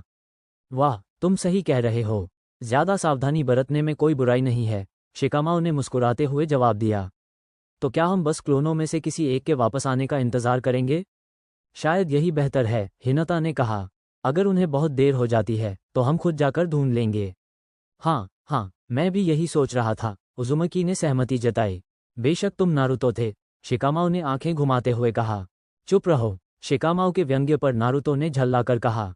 मैंने कुछ भी बुरा नहीं कहा, मैं तो आपकी बात से सहमत था, नारा ने अपने चेहरे पर हल्की मुस्कान के साथ कहा। शिकामाओ के व्यंग्य पर दोनों लड़कों की बहस जारी देखकर हिनता खिलखिला उठी। ब्याकुक से दूर किसी चीज को देखकर उसकी खिलखिलाहट रुक गई। उसने उस पर ध्यान केंद्रित किया और पाया कि वो उनकी ओर आ रही है। दोस्तों, कुछ आ रहा है, उसने जोर से कहा। उसकी दोनों साथी तुरंत चुप हो गईं और उसकी ओर मुड़ गईं। क्या बात है, क्या हम पर घात लगाकर हमला किया जा रहा है? नारुतो ने युद्ध की तैयारी करते हुए पूछा। मुझे ऐसा नहीं लगता, यह इंसान नहीं है, यह। हिनता अपनी बात पूरी नहीं कर पाई थी कि उनके सामने कुछ पेड़ों के बीच से एक विशालकाय सांप निकला और उन पर झपटा। तीनों जैनिन समय रहते एक तरफ हट गए और एक ऊंचे पेड़ की शाखा पर कूद गए। सांप उनकी ओर मुड़ा, फुफकारा और फिर से उन पर हमला कर दिया। वो सांप तो अनको सेंसेई के बुलावे में से एक जैसा दिखता है, नारुतो ने आश्चर्य से कहा। बहुत खूब, तो इस जंगल में इतने बड़े बड़े सांप रहते हैं, शिकामाओ बड़बड़ाया। चलो इसे जल्दी खत्म करते हैं। सांप तेजी से उनकी ओर बढ़ा। टीम 3 एक बार फिर रास्ते से हट गई, लेकिन सांप ने इसका अनुमान लगा लिया और अपनी पूंछ उन पर घुमा दी। पूंछ टकराई और तीनों जैनिन पीछे की ओर गिर पड़े, जिससे वे 3 अलग अलग पेड़ों के तनों से जोर से जा टकराए। फिर सांप ने शिकामाओ पर दोबारा हमला किया। नारा ने खुद को तब संभाला जब सांप ने उसे निगलने के लिए अपना मुंह खोला। धत तेरे की, जल्दी से कुछ करना होगा और इसे एक पल के लिए रोकना होगा। शिकामाओ का दिमाग पूरी रफ्तार से चल रहा था। उसने नकली स्क्रॉल में से एक निकाला और उसे सांप के मुंह में फेंक दिया। उसने तुरंत उसके अंदर लगे टैग्स को सक्रिय कर दिया, जिससे सांप के उस तक पहुंचने से ठीक पहले वो फट गया। विशाल सांप दर्द से तड़प उठा। शिकामाओ ने इस मौके का फायदा उठाकर अपने साथियों की ओर छलांग लगा दी। इससे ये थोड़ी देर के लिए बेहोश हो जाएगा। क्या तुम वो तरकीब आजमाना चाहोगे जो हमने सोची है? उस आलसी जीनियस ने पूछा। नारुतो और हिनता अच्छी तरह जानते थे कि उनका दोस्त किस बारे में बात कर रहा था, एक संयुक्त हमला जिसका सुझाव उसने समूह प्रशिक्षण के दौरान दिया था। बिल्कुल, चलो शुरू करते हैं, दातेबायो, नारुतो ने हाथ के इशारे करते हुए कहा। उसके साथी भी उसके साथ शामिल हो गए। अग्नि शैली, फीनिक्स फूल जुत्सु, उद्धरण चिन्ह, विन स्टाइल, शानदार सफलता, उद्धरण चिन्ह, वाटर स्टाइल, गन शॉट, उद्धरण चिन्ह। तीनों दोस्तों ने एक ही समय में अपने जुत्सु का प्रयोग किया और एक शक्तिशाली विस्फोट में विलीन हो गए। नारुतो के पवन जुत्सु ने शिकामाओ के अग्निगोलों को घेर लिया, जिससे उनका आकार बढ़ गया। हिनता के जल के गोलों ने हवा को घेर लिया। इस हमले ने एक शक्तिशाली बवंडर का रूप ले लिया, जिसने सांप पर जोरदार प्रहार किया। दर्द से कराहते हुए सांप कुछ सेकंड तक जोर से फुफकारा और फिर गायब हो गया। क्या वो कोई बुलावा था? हिनता ने घबराकर पूछा। इससे पहले कि उसकी टीम के साथी कुछ जवाब दे पाते, पूरे इलाके में एक आवाज गूंजी, ताली बजने की आवाज। तीनों ने मुड़कर देखा तो एक पीला चेहराली आदमी पेड़ की डाल पर खड़ा होकर ताली बजा रहा था। हिनाटा की ब्याकुब आंखें पूरी तरह से सदमे से खुली रह गईं। मैंने उसे हमारे इतने करीब आते हुए देखा भी नहीं, और वह चकरा। यह कोई साधारण जोनीन तो हो ही नहीं सकता। ये कौन है? सच कहूं तो मैं बहुत प्रभावित हूं। किसी भी सम्मानित सांप को इतनी जल्दी हराना वाकई कमाल है, उस व्यक्ति ने मुस्कुराते हुए कहा। लेकिन मुझे आश्चर्य है कि आप किसी अधिक खतरनाक सांप के खिलाफ कैसा प्रदर्शन करेंगे? तुमने उस सांप को बुलाया? कैसे? नारुतो ने हैरानी से पूछा।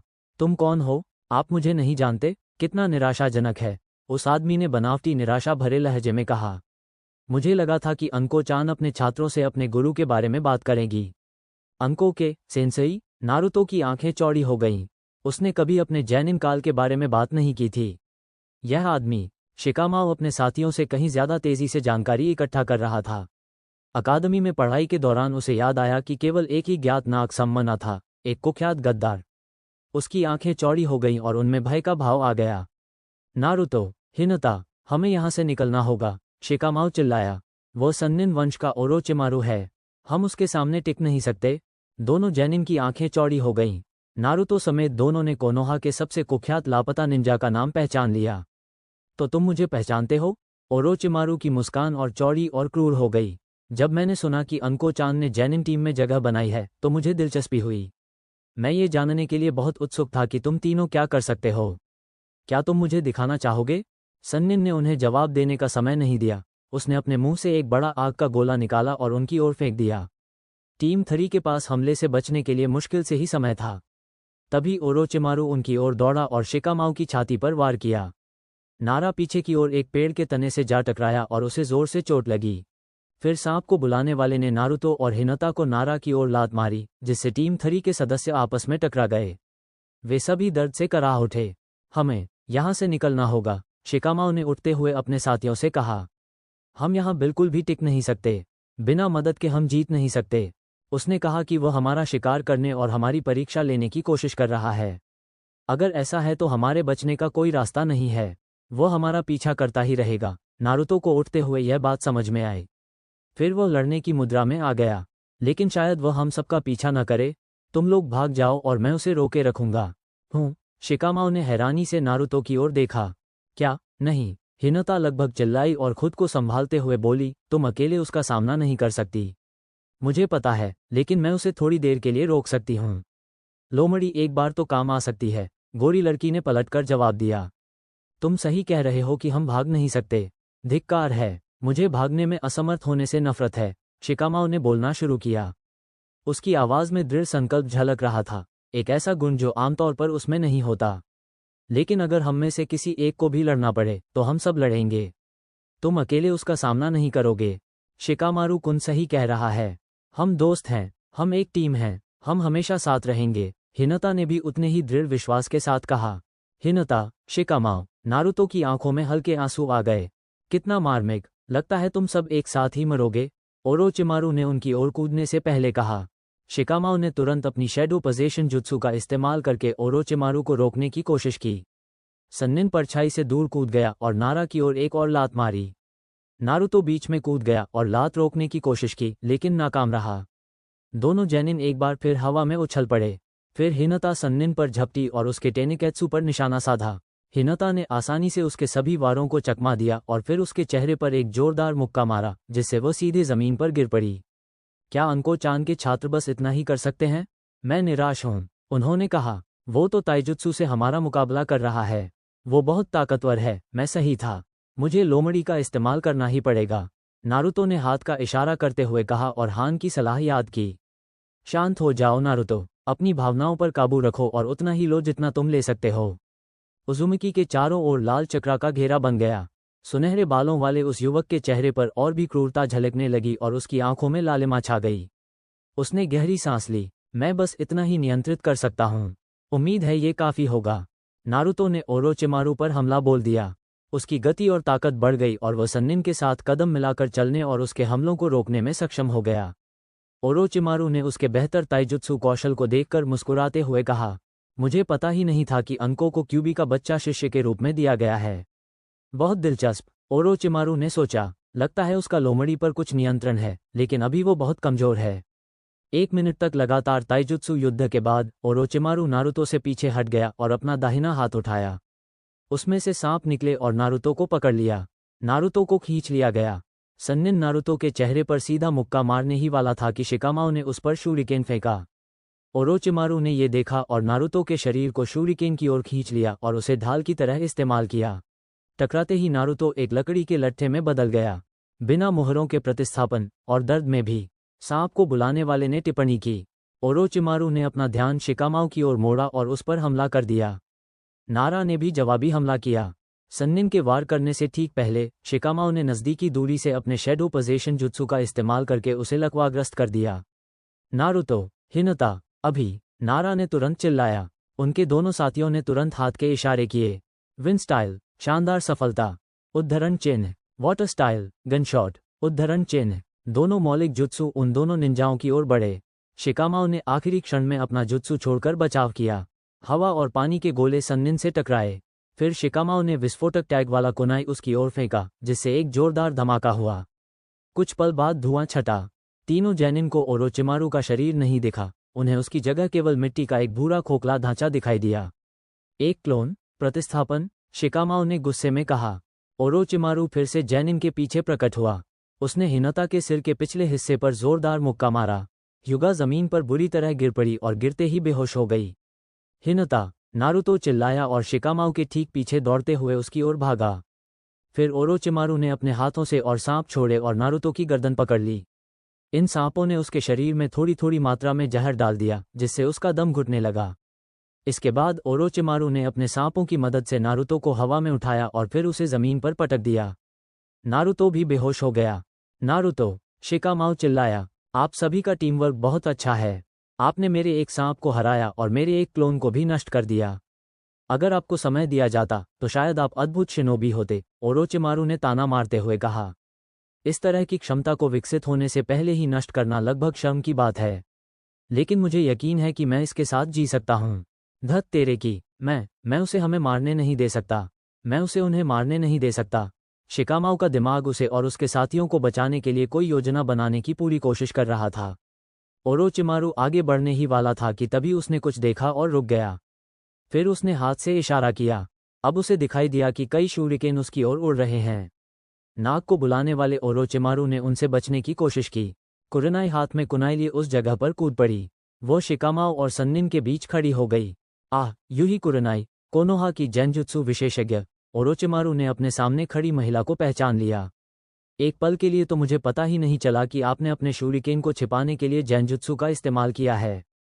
आप वाकई इस उपाधि की हकदार हैं। कुरनाई ने अपने सामने खड़े आदमी को घूर कर देखा, लेकिन शिकामाओ से बात की। अपनी टीम को लेकर यहाँ से चले जाओ। यह आदमी तुम्हारे बस की बात नहीं है, उसने आदेश दिया। शिकामाओ ने तुरंत कार्रवाई की। वह अपने बेहोश साथियों के पास दौड़ा, उन्हें अपने कंधों पर उठाया और जितनी तेजी से हो सकता था भाग गया। ओरोचिमारू नारा को जाते हुए देखता रहा। वह जानता था कि वह उसे रोककर पकड़ सकता है, लेकिन तब तक वह उनके साथ अपना मनोरंजन कर चुका था। फिलहाल उसने उन्हें जीने दिया। ओरोचिमारू, तुम यहाँ क्या कर रहे हो? कुरनाई ने उससे पूछा। अरे वाह, मुझे लगा था कि आप इससे कहीं अधिक विनम्र होंगे, सन्निन ने उत्तर दिया। मुझे तुमसे शिष्टाचार निभाने की कोई इच्छा नहीं है, उसने फुफकारते हुए कहा। तो तुम्हें लगा कि जिस गांव को तुमने धोखा दिया उसमें चुपके से घुसकर परीक्षा के दौरान बेतरतीब ढंग से जैनिम टीमों पर हमला करना मजेदार था? मेरे पास थोड़ा खाली समय था और मैं अपनी छात्रा की ट्रेनिंग टीम को देखना चाहता था। आप उसे जानती हैं ना? मुझे लगता है आप दोनों दोस्त थीं। जब ओरोचिमारू ने उस महिला को फिर से फुफकारते देखा तो वो मुस्कुराया। लेकिन मेरा यहाँ आने का मुख्य उद्देश्य यह नहीं था। मैंने वो तो पहले ही पूरा कर लिया है। और वो क्या था? कुरनाई ने पूछा। समय आने पर तुम्हें पता चल जाएगा, वो आदमी हंस पड़ा। वैसे क्या तुम्हें सच में लगा था कि इस बातचीत की शुरुआत से ही तुमने जो जेनजुत्सु किया है उस पर मेरा ध्यान नहीं जाएगा? कुरनाई की आंखें चौड़ी हो गईं। उसका जेनजुत्सु काम कर चुका था और उसके सामने खड़ा ओरोचिमारू दर्द से कराह रहा था, लेकिन फिर कीचड़ में बदल गया। तभी सन्निन उसके ठीक पीछे प्रकट हुआ और अपनी भुजा से एक सांप छोड़ा। कुरनाई सांप के काटने से नहीं बच सकी। वह घुटनों के बल गिर पड़ी और उसे अपनी नसों में जहर दौड़ता हुआ महसूस हुआ। कुरनाई ने मन ही मन खुद को कोसा। मुझे यहाँ से निकलना होगा। होकागे को उसके बारे में बताना होगा। तुम्हारा जेनजुत्सु अच्छा है, लेकिन मैंने एक ऐसे व्यक्ति का सामना किया है जो तुमसे कहीं बेहतर जेनजुत्सु जानता था, ओरोचिमारू ने कहा। उसके लहजे में थोड़ी कड़वाहट झलक रही थी क्योंकि उसे उस व्यक्ति की याद आ रही थी जिसके बारे में वो बात कर रहा था, लेकिन वो तुरंत गायब हो गई। जानते हो, मैं तुम्हें अभी मार सकता था, लेकिन मैं तुम्हें जिंदा रहने दूंगा। बस अपने होकागे को ये संदेश पहुंचा दो। उनसे कह देना कि अगर यह परीक्षा रद्द हुई तो मैं कोनोहा को तबाह कर दूंगा और उसे जलाकर राख कर दूंगा। ये शब्द कहकर ओरोचिमारू कुरनाई से निकल गया और पीछे हट गया। उसने अपना मिशन पूरा कर लिया था और खूब मजे भी किए। अब उसे इंतजार करना था। कुरनाई ने बड़ी मुश्किल से खुद को उठाया। जहर उसके शरीर पर असर कर रहा था। वह जानती थी कि वह ओरोचिमारू का पीछा नहीं कर पाएगी, और अगर कर भी पाती तो उसे शक था कि वह कुछ कर पाएगी। इससे पहले किसी भी शिनोबी ने उसके जेनजुत्सु को इस तरह नाकाम नहीं किया था। मुझे यहाँ से निकलकर होकागे को चेतावनी देनी होगी। इससे पहले कि बहुत देर हो जाए, हमें ओरोचिमारू से निपटना होगा, कुरनाई ने धीरे धीरे चलते हुए खुद से कहा। दोस्तों, मुझे एक टीम मिल गई है, एक आवाज़ सुनाई दी। ताकेगाकुरे के दो शिनोबी आवाज़ की दिशा में मुड़े। उनमें से एक लंबा, दुबला पतला लड़का था जिसके लंबे काले बाल थे। उसने नीली जैकेट और काले शॉर्ट्स पहने थे और जैकेट से कई पानी की बोतलें बंधी हुई थीं। उसका माथे का रक्षक उसके गले में था। दूसरा शिनोबी लंबा, मजबूत शरीर वाला लड़का था जिसके भूरे बाल थे। उसने ताकि गांव के प्रतीक चिन्ह वाली भूरे रंग की टाइट फिटिंग शर्ट और छलावरन वाली पैंट पहनी थी। वो अपनी पीठ पर एक बड़ी कुल्हाड़ी भी लिए हुए था। दोनों शिनोबी करियुदो असुना को घूर रहे थे, लाल बालों वाली कुनोइची जिसे वे अपनी टीममेट कहते थे। असुना, क्या तुम पक्का कह रही हो? क्योंकि 20 मिनट पहले तुमने यही कहा था और हमें कोई टीम नहीं मिली, दुबले पतले लड़के ने बड़बड़ाते हुए कहा। अरे चुप रहो रेई, वहाँ एक टीम थी, हमारे पहुँचने से पहले ही वे चले गए। असुना ने अपनी बाहों को अपनी छाती पर बांधते हुए चिल्लाया। अरे बाप रे, तुम तो बहुत शोर मचा रहे हो, रेई नाम का लड़का बड़बड़ाता रहा। इसी शोर की वजह से परीक्षा शुरू होते ही निरीक्षक ने तुम्हें डांट लगाई थी। और अब हम भी मुसीबत में पड़ने वाले हैं। शायद किसी बाघ ने सुन लिया होगा, या इससे भी बुरा, किसी दुश्मन टीम ने। तुम्हारी वजह से हम पर हमला हो जाएगा। री, बकवास बंद करो और चुप रहो, असुना ने उस पर चिल्लाते हुए कहा। फिर वो अपने दूसरे साथी की ओर मुड़ी। ताकुतो, तुम क्या सोचते हो? मजबूत शरीर वाला लड़का ताकुतो 1 मिनट तक चुप रहा, फिर एकरस गहरी आवाज में बोला, कौन सा गांव? कोनोहा। और सबसे मजेदार बात यह है, टीम के 2 सदस्य हार गए हैं। एक गोरा लड़का और नीले बालों वाली लड़की। सिर्फ एक भूरे बालों वाला लड़का खड़ा है और वो थका हुआ लग रहा है। उसे हराना और उसका स्क्रॉल छीनना तो बहुत आसान होगा, उसने खुशी से कहा। अगर ऐसा है तो शायद उन्होंने अपना स्क्रॉल खो दिया है। हम बस अपना समय बर्बाद कर रहे होंगे, रेई ने आह भरी। री, असुना फुफकारी, तुम दोनों चुप रहो, ताकुतो बोला। उसके दोनों साथी चुप थे। हम इस टीम की जांच करने जाएंगे। अगर उनके पास कोई स्क्रॉल है तो हम उसे ले लेंगे। अब, इससे पहले कि हम मौका गंवा दें, चलो चलते हैं। री ने थोड़ी झुंझलाहट के साथ सिर हिलाया। वहीं असुना उत्साहित थी। उसका हाथ तुरंत उसकी पीठ पर रखी दरांती की ओर बढ़ गया। अब समय आ गया है कि हम अपनी पृथ्वी की जानकारी वाली किताब लें और इस जंगल से बाहर निकलें, उसने उत्साह से कहा। ताकेगाकुरे के शिनोबी वहां से निकलकर कोनोहा टीम की दिशा में आगे बढ़ गए। ठीक है, आखिरकार काम खत्म हो गया, शिकामाओ ने राहत की सांस ली। ओरोचिमारू के टीम थरी पर हमले को 10 घंटे बीत चुके थे। शिकामाओ के साथी अभी भी बेहोश थे। नारा ने उन्हें एक खुली जगह पर पहुंचाने, उनकी देखभाल करने और आसपास के इलाके में किसी भी संभावित खतरे से निपटने के लिए जाल बिछाने में समय बिताया था। 3 घंटे की योजना और काम के बाद शिकामाओ ने इतने जाल बिछा दिए थे कि उसे संतुष्टि और कुछ हद तक सुरक्षा का एहसास हुआ। वो एक पेड़ की ओर बढ़ा। उसके साथी पेड़ के नीचे लेटे हुए थे और नारुतो के 2 क्लोन उनकी निगरानी कर रहे थे। शुक्र है ना, तुमने परीक्षा की शुरुआत में ही इतने सारे क्लोन बना दिए, नारा ने कहा। दोनों क्लोन उसे एक ऐसी टीम के बारे में जानकारी देने आए थे जिसके पास स्वर्ग का एक स्क्रॉल था, लेकिन वे उसके साथियों की निगरानी और देखभाल करने में भी मदद कर पाए। ओ ई शिकामाओ, क्या तुमने सारे जाल वगैरह लगा दिए? क्लोनों में से एक ने पूछा। हाँ, वे जानवरों और कुछ कमजोर टीमों को दूर रखेंगे, और अगर कोई ताकतवर टीम हमारी तरफ आती है तो वे हमें सूचित कर देंगे कि वे आसपास ही हैं, उसने जम्हाई लेते हुए जवाब दिया। तुम थके हुए हो, है ना? तुम्हें थोड़ी नींद ले लेनी चाहिए, दूसरे क्लोन ने सुझाव दिया। शिकामाओ ने सिर हिलाया। माफ करना, लेकिन अगर तुम लोगों को कुछ हो गया और तुम गायब हो गए तो नारुतो और हिनाता की रक्षा कोई नहीं कर पाएगा। मैं कम से कम तब तक जागता रहूंगा जब तक उनमें से कोई एक जाग नहीं जाता। क्लोन ने कंधे उचका दिए। उन्होंने अपना ध्यान वापस नारुतो और हिनाता पर केंद्रित किया, ये सुनिश्चित करने के लिए कि वे अभी भी ठीक हैं। शिकामाओ उनके पास गया और अपने बेहोश साथियों के पास बैठ गया। ओरोचिमारू ने तुम लोगों को कितनी जोर से मारा? सच में, मुझे हैरानी है कि तुम दोनों अभी भी बेहोश हो, शिकामाओ ने सिर हिलाने से पहले सोचा। मुझे शिकायत नहीं करनी चाहिए। हम खुशकिस्मत हैं कि हम उस स्थिति से जिंदा बच निकले। शिकामाओ अपने दोस्तों के पास ही रहा, क्लोनों की मदद से उन पर नजर रखता रहा। उसकी आंखें धीरे धीरे बंद हो रही थीं, लेकिन जैसे ही नारा को एहसास होता वह तुरंत अपनी आंखें खोल देता। समय धीरे धीरे बीतता गया। लगभग 1 घंटे बाद एक जोरदार धमाका हुआ जिससे शिकामाओ और उसके क्लोन सतर्क हो गए। आलसी और प्रतिभाशाली शिकामाओ पेड़ की ओट से निकलकर खुले मैदान की ओर बढ़ा। वो ध्यान से किसी और आवाज को सुनने लगा। धत तेरे की, कोई आ रहा है। मुझे हलचल सुनाई दे रही है, और मुझे अब कोई जाल सुनाई नहीं दे रहा, तो लगता है कि वे मेरे बाकी जालों से बच रहे हैं। ये तो बुरा है, शिकामाओ ने कहा। फिर वो क्लोनों की ओर मुड़ा जो अभी अभी पेड़ की ओट से बाहर निकले थे। दोस्तों, मेरी एक मदद करो और नारुतो और हिनाता को यहाँ से बाहर निकालो। उन्हें किसी ऐसी जगह ले जाओ जहाँ कुछ आड़ हो, जैसे कि ऐसा ही कोई दूसरा पेड़ या कोई गुफा। अगर मिल जाए तो मैं तुम लोगों से वहीं मिलूंगा। तुम्हारा क्या होगा? क्लोनों में से एक ने पूछा। अगर कोई आ रहा है तो तुम्हें मदद की जरूरत पड़ेगी। तुम अकेले पूरी टीम का सामना नहीं कर सकते। मेरा उनसे भिड़ने का कोई इरादा नहीं है, बस उन्हें थोड़ी देर के लिए टालना चाहता हूँ। मेरे पास एक योजना है, उसने जवाब दिया। शिकामाओ ने फिर से खुले मैदान पर ध्यान केंद्रित किया। कुछ ही क्षणों बाद ताकेगाकुरे की एक टीम खुले मैदान में कूद पड़ी। वे उसके सामने खड़े हो गए। शिकामाओ ने वास्तव में उस टीम को पहचान लिया।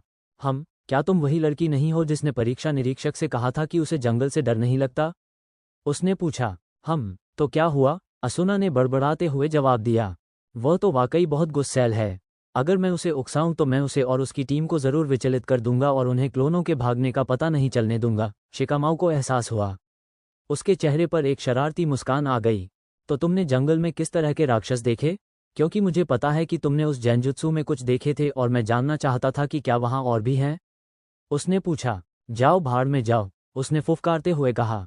देखो असुना, तुम्हारी वजह से वो हमें गंभीरता से ले ही नहीं रहा है। हमेशा की तरह रेई ने आह भरी।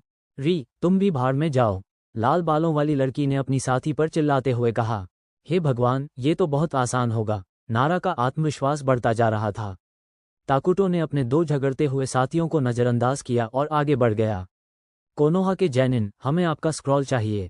मेरा सुझाव है कि आप इसे हमें सौंप दें ताकि कोई विवाद ना हो, उन्होंने कहा। मुझे आपको निराश करने के लिए खेद है, लेकिन मेरे पास वह नहीं है। मेरी टीम पर हमला हुआ था, मेरे दोनों साथी घायल हो गए हैं और हमने अपना स्क्रॉल खो दिया है, शिकामाओ बड़बड़ाया। ये तो समय की पूरी बर्बादी थी, री ने आह भरी। ताकुतो ने अपने दुबले पतले साथी को घूर कर देखा, जिससे वह शिकायत करना बंद कर दिया। फिर उस हटे कट्टे जैनिन ने शिकामाओ की ओर मुड़कर उसका सामना किया। तो क्या आपको कोई आपत्ति नहीं होगी अगर मैं खुद आपके सामान की जांच कर लूं? मैं कोई गड़बड़ नहीं करूंगा, बस ये सुनिश्चित करने जा रहा हूं कि आप झूठ तो नहीं बोल रहे हैं, उसने कहा। अरे यार, हमले में हमारा लगभग सारा सामान बर्बाद हो गया था। अब और मत बिगाड़ो, शिकामाओ ने शिकायत की। मैं सावधानी से काम लूंगा, बलवान की जैनिन ने जवाब दिया। ये बंदा अपने साथियों से कहीं ज्यादा बुद्धिमान और शांत है। मैं इसे किसी भी बकवास बात पर यकीन नहीं दिला पाऊंगा, शिकामाओ ने गुस्से में कहा। उसने एक पल रुककर पीछे मुड़कर देखा। क्लोन कहीं नजर नहीं आ रहे थे, यानी वे बिना किसी को पता चले भाग निकले थे। उसे अपनी मुस्कान छिपानी पड़ी, लेकिन लगता है इससे कोई फर्क नहीं पड़ता। मैंने काफी देर लगा दी। खैर, मुझे लगता है कि मैं आपको मना नहीं सकता। ठीक है, ये रहा दस्तावेज। उसने निराशा में आह भरी और एक मिट्टी का दस्तावेज निकाला। यह उसके द्वारा बनाए गए नकली दस्तावेजों में से एक था। सभी की निगाहें उस पांडुलिपि पर टिकी थीं। री सबसे ज्यादा हैरान था, लेकिन शुरुआती सदमे के तुरंत बाद उसकी आंखों में संदेह के भाव उभर आए। बस इतना ही? झूठ बोलने के बाद कि आपके पास यह नहीं है, आप इसे यूं ही छोड़ देंगे? सिर्फ इसलिए कि हम पूछते रहे? उसने सवाल किया। शिकामाओ ने उसे घूर कर देखा। जब मैंने कहा था कि मेरी टीम पर हमला हुआ है, तो मैं मजाक नहीं कर रहा था। वे बेहोश हैं और लड़ने की हालत में नहीं हैं। मैं इस परीक्षा को पास करने के लिए उनकी जान जोखिम में नहीं डालने वाला। बिल्कुल सही, इससे पता चलता है कि तुम एक बेहतरीन टीममेट हो, असुना ने कहा। वह नारा को आदर भरी निगाहों से देख रही थी। तुम्हारे साथियों का महत्व इस परीक्षा से कहीं अधिक है। तुम एक दिन अच्छे चूनिन बनोगे, कोनोहा के जैनिन। बस अभी नहीं, क्षमा चाहता हूं, ताकुतो ने हाथ बढ़ाते हुए क्षमा मांगी। हम पृथ्वी का स्क्रॉल ले लेंगे और तुम्हें और तुम्हारी टीम को अकेला छोड़ देंगे। शिकामाओ ने वो स्क्रॉल उस बलवान जैनिन की ओर फेंक दिया, ताकि जैनिन ने उसे एक पल के लिए देखा। उसे उसमें कुछ अजीब सा लगा। इसमें कुछ गड़बड़ लग रही है, उसने मन ही मन सोचा। नारा पीछे हटने लगा और उसने हाथ से इशारा किया। स्क्रॉल चमक उठा, मानो फटने ही वाला हो। धत तेरे की, ताकुतो ने कोसते हुए स्क्रॉल को नीचे गिरा दिया और हाथ से इशारा किया। अर्थ रिलीज आमा, उद्धरण चिन्ह। विस्फोट से ठीक पहले ताकुतो का शरीर पत्थरों से ढक गया। शिकामाओ ने भागने से पहले कुछ और हाथ के इशारे किए। रुको, वो भाग रहा है, असुना ने कहा। वो उसका पीछा करने ही वाली थी कि ऊपर पेड़ से आई एक तेज आवाज ने उसे रोक दिया। पूरा मैदान धमाकों से गूंज रहा था। पेड़ फट रहे थे, जिससे उनकी शाखाएं और डालियां जमीन पर गिर रही थीं। जमीन धंस रही थी और चारों ओर धूल उड़ रही थी। ताकुतो ने एक और हाथ का इशारा किया, जिससे उसके साथियों को भी वही कवच आ गया जो उसने पहना हुआ था। कवच ने उन्हें धमाकों के खतरे से तो बचा लिया, लेकिन उनकी गतिहीनता का कारण बन गया। वे तब तक इंतजार करते रहे जब तक कि सारे धमाके बंद नहीं हो गए और वे तबाह हुए मैदान में अकेले रह गए। हे भगवान, उसने ये कैसे किया? री ने हौंफते हुए कहा। उसने इस पूरे इलाके में विस्फोटक लगा रखे थे, ताकुतो ने चिढ़ते हुए कहा। मुझे निराशा है कि हम में से किसी ने भी इस पर ध्यान नहीं दिया। असुना गुस्से से आग बबूला हो रही थी। उसने अपनी पीठ पर टंगी दरांती को कसकर पकड़ लिया। हम उसका पीछा करेंगे, उसे इसकी कीमत चुकानी पड़ेगी। लाल बालों वाली ताकी कुनोइची शिकामाओ की दिशा में जंगल की ओर तेजी से चल पड़ी। उसकी दोनों साथी उसके पीछे पीछे गईं। पहले तो शिकामाओ जंगल में इधर उधर भागने लगा ताकि और वहां मौजूद ताकी जैनिन से बच सके। कुछ मिनट भागने के बाद उसकी मुलाकात नारुतो के एक क्लोन से हो गई। शिकामाओ, इधर आओ, उसने चिल्लाते हुए कहा और फिर चल पड़ा। नारा ने क्लोन का पीछा करते हुए एक असामान्य रूप से बड़े पेड़ तक पहुंचा, जो इस जंगल के लिए भी बहुत बड़ा था। पेड़ के आधार पर एक छेद था। शिकामाओ और क्लोन उस छेद में घुस गए। वहां नारुतो का दूसरा क्लोन और शिकामाओ के बेहोश साथी मौजूद थे। तुम लोग जल्दी से और बिना किसी की नज़र में आए निकल गए। शाबाश, उसने क्लोनों से कहा। बॉस तो चुपके से काम करता है, इसलिए स्वाभाविक रूप से हम भी। क्लोनों में से एक ने सीना फुलाते हुए कहा। तो फिर भागने के लिए तुमने क्या किया? मैंने मैदान उड़ा दिया, शिकामाओ ने जवाब दिया। क्लोन हैरान रह गए, जिससे नारा ने आह भरी। मैंने कहा था कि मैं पूरे इलाके में जाल बिछा रहा हूं। तुम्हें क्या लगा कि मेरा इससे क्या मतलब था? शिकामारू, तुम डरावने हो, क्लोनों ने एक साथ कहा। हे, सचमुच, शिकामाओ मुस्कुराया। मैं ये सुनिश्चित करूंगा कि जब नारुतो जागेगा तो उसे पता चले कि उसके क्लोन मुझे डरावना समझते हैं। बातचीत रुक गई क्योंकि शिकामाओ और उसके क्लोन बेहोश पड़े साथियों की ओर ध्यान देने लगे। वे 30 मिनट तक स्थिर रहे, जब तक कि क्लोन गायब नहीं हो गए, जिससे शिकामाओ सतर्क हो गया। क्या? उसने हैरानी से कहा और क्लोनों के साथ क्या हुआ, ये जानने की कोशिश करते हुए चारों ओर देखने लगा। कुछ मिनट बीतने के बाद वह शांत हुआ, जब उसे एहसास हुआ कि आसपास कोई नहीं है। फिर उसे क्लोनों के साथ हुई घटना समझ में आई और उसने राहत की सांस ली। लगता है क्लोनों का चक्रा खत्म हो गया। वे काफी समय से यहाँ थे, इसलिए किसी समय उनका गायब हो जाना स्वाभाविक है। शिकामाओ ने अपना सारा ध्यान अपने साथियों पर केंद्रित कर दिया। उनकी बगल में बैठे हुए, उनकी आंखों ने एक पल भी उनके शरीर से नजर नहीं हटाई और उन्होंने उनकी मदद करने के लिए हर संभव प्रयास किया। 1 घंटा और बीत गया, तब जाकर उसे हलचल दिखाई दी। हिनता की आंखें खुलने लगी थीं।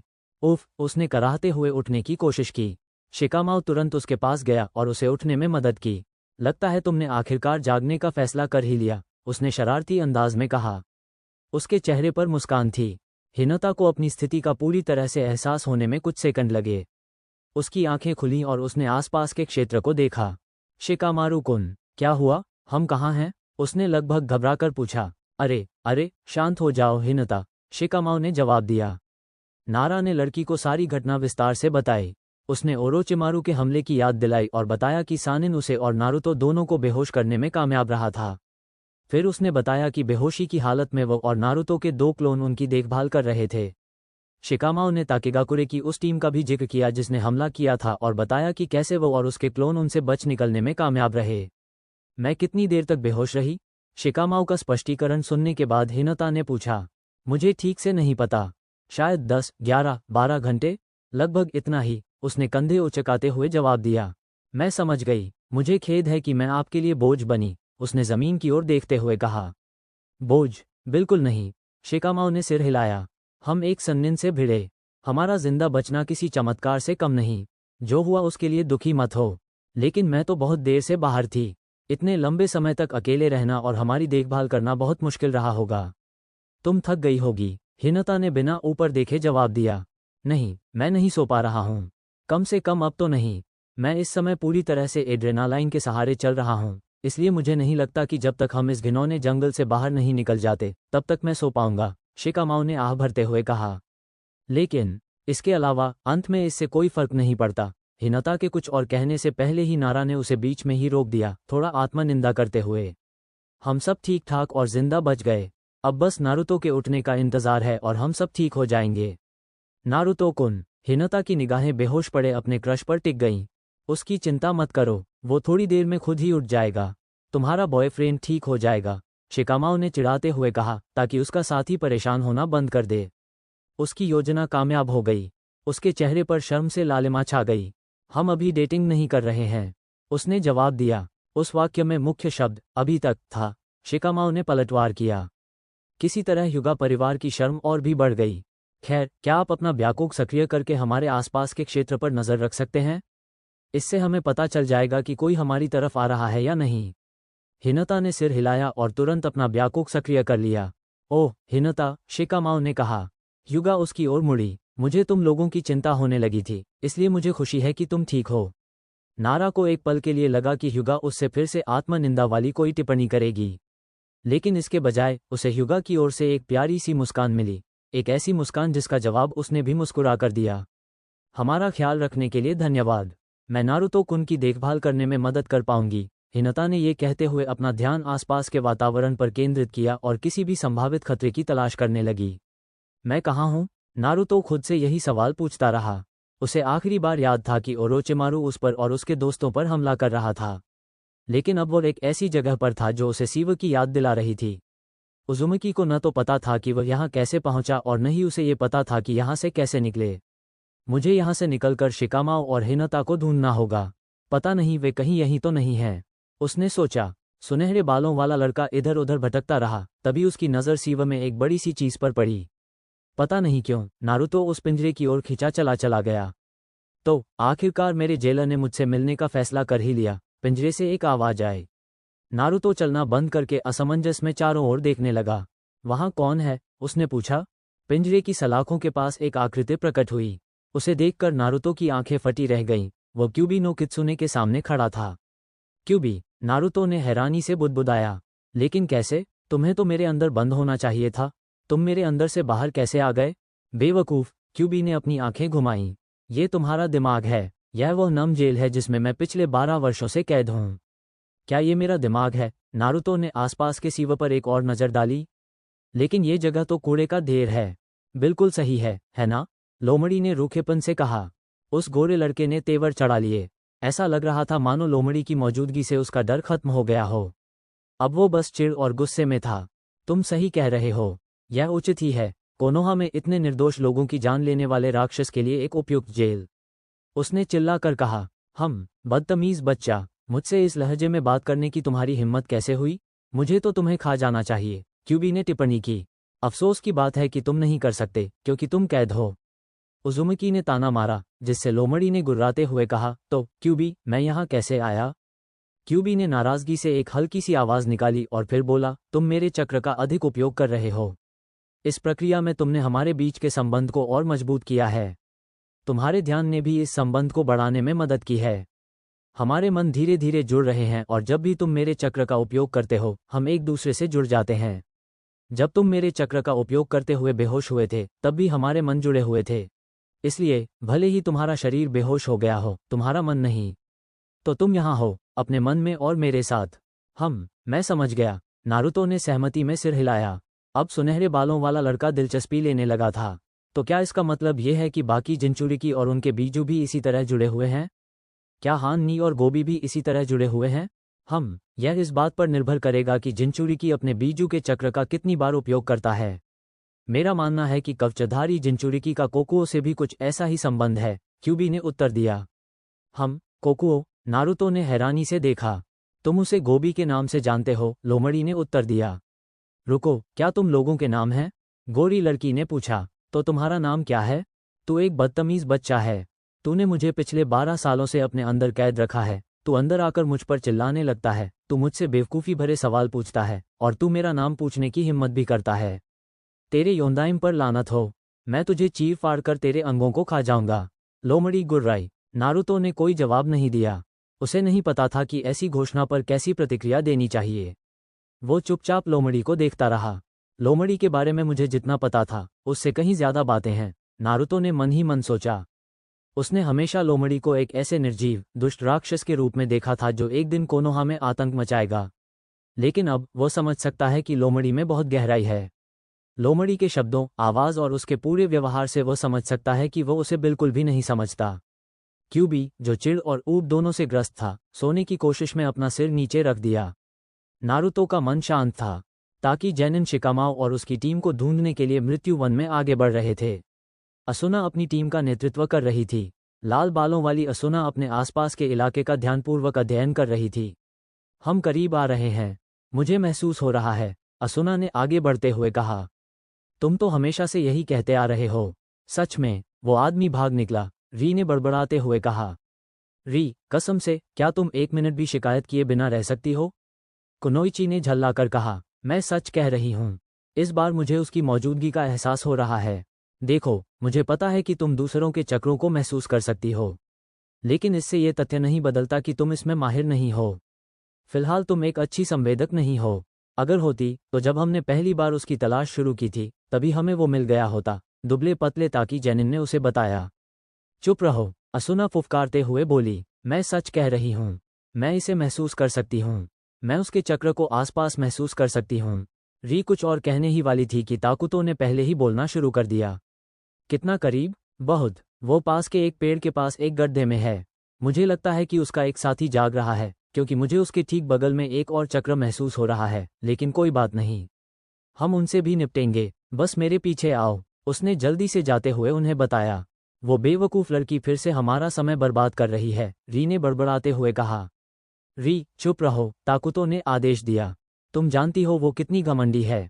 नारा ने हमें धोखा देकर इतनी आसानी से भाग निकला, इससे उसके स्वाभिमान को बहुत ठेस पहुंची है।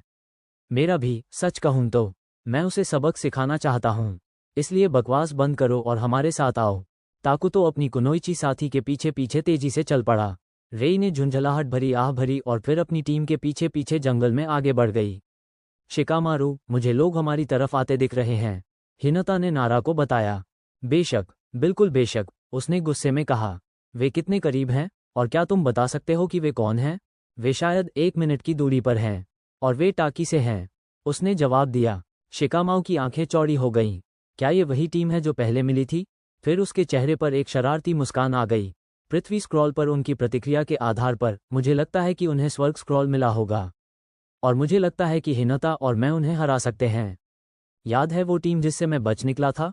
मुझे लगता है शायद वही लोग हैं, और मुझे लगता है उनके पास कोई जादुई मंत्र है जो हम हासिल कर सकते हैं। बस सावधान रहना, शिकामाऊ ने सलाह दी। युगा ने उसे सिर हिलाकर इशारा किया और दोनों साथी गड्ढे से बाहर निकल आए। वे लड़ने की मुद्रा में आ गए। कुछ ही देर बाद ताकि जैनिन वहां पहुंच गए। आखिरकार हमने तुम्हें ढूंढ ही लिया, असुना ने फुफकारते हुए अपनी दरांती की ओर हाथ बढ़ाया। क्या तुम हर समय मेरा पीछा कर रहे थे? सचमुच? शिकामाऊ ने पूछा। स्वाभाविक रूप से, तुमने उसके स्वाभिमान को ठेस पहुंचाई है, री ने आंखें घुमाते हुए बुदबुदाया। असुना ने अपने साथी या नारा को जवाब देने का समय भी नहीं लिया। उसने अपनी दरांती को कसकर पकड़ते हुए सीधे हमला कर दिया। वह तेजी से आगे बढ़ी और आक्रामक ढंग से अपनी दरांती चलाई, लेकिन शिकामाऊ बच गया। उसने उसकी ओर कुनाई फेंकी, जिसे उसने अपनी दरांती से रोक दिया। ताकुतो ने अपनी कुल्हाड़ी पकड़े हुए हिनता पर हमला कर दिया।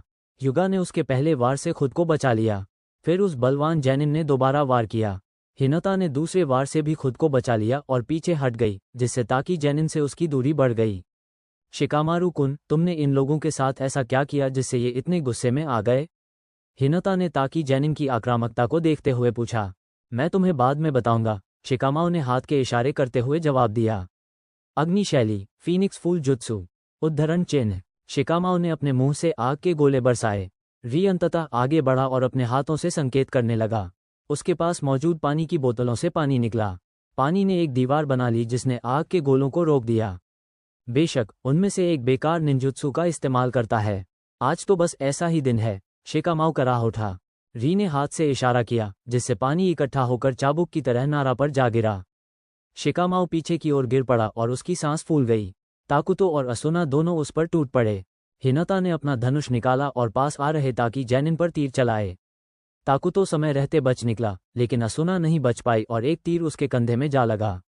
धत तेरे की, बहुत दर्द हुआ। हिनता की ओर मुड़ने से पहले वो दर्द से कराह उठी।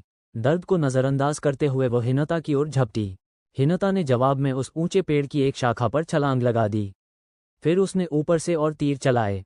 असुना इन तीरों से बचने में कामयाब रही, लेकिन हिनता तीर चलाती रही। वहां से हट जाओ, असुना ने हिनता की ओर दरांती घुमाते हुए चिल्लाकर कहा। पवन शैली, वायु कट, उद्धरण चिन्ह। असुना की दरांती हवा को चीरती हुई आगे बढ़ी और उससे हवा के गोलाकार ब्लेड निकले जो हिनता की ओर उड़ रहे थे। हिनता पेड़ की अलग अलग शाखाओं पर घूमती रही और हवा के हर ब्लेड से बचती रही। असुना लगातार अपनी जुत्सु का इस्तेमाल करती रही और युगा पर जोरदार वार करने की कोशिश करती रही।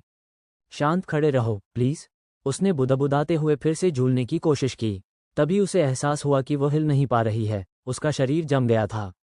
ये क्या? छाया वशीकरण सफल रहा, शिकामाऊ ने टिप्पणी की।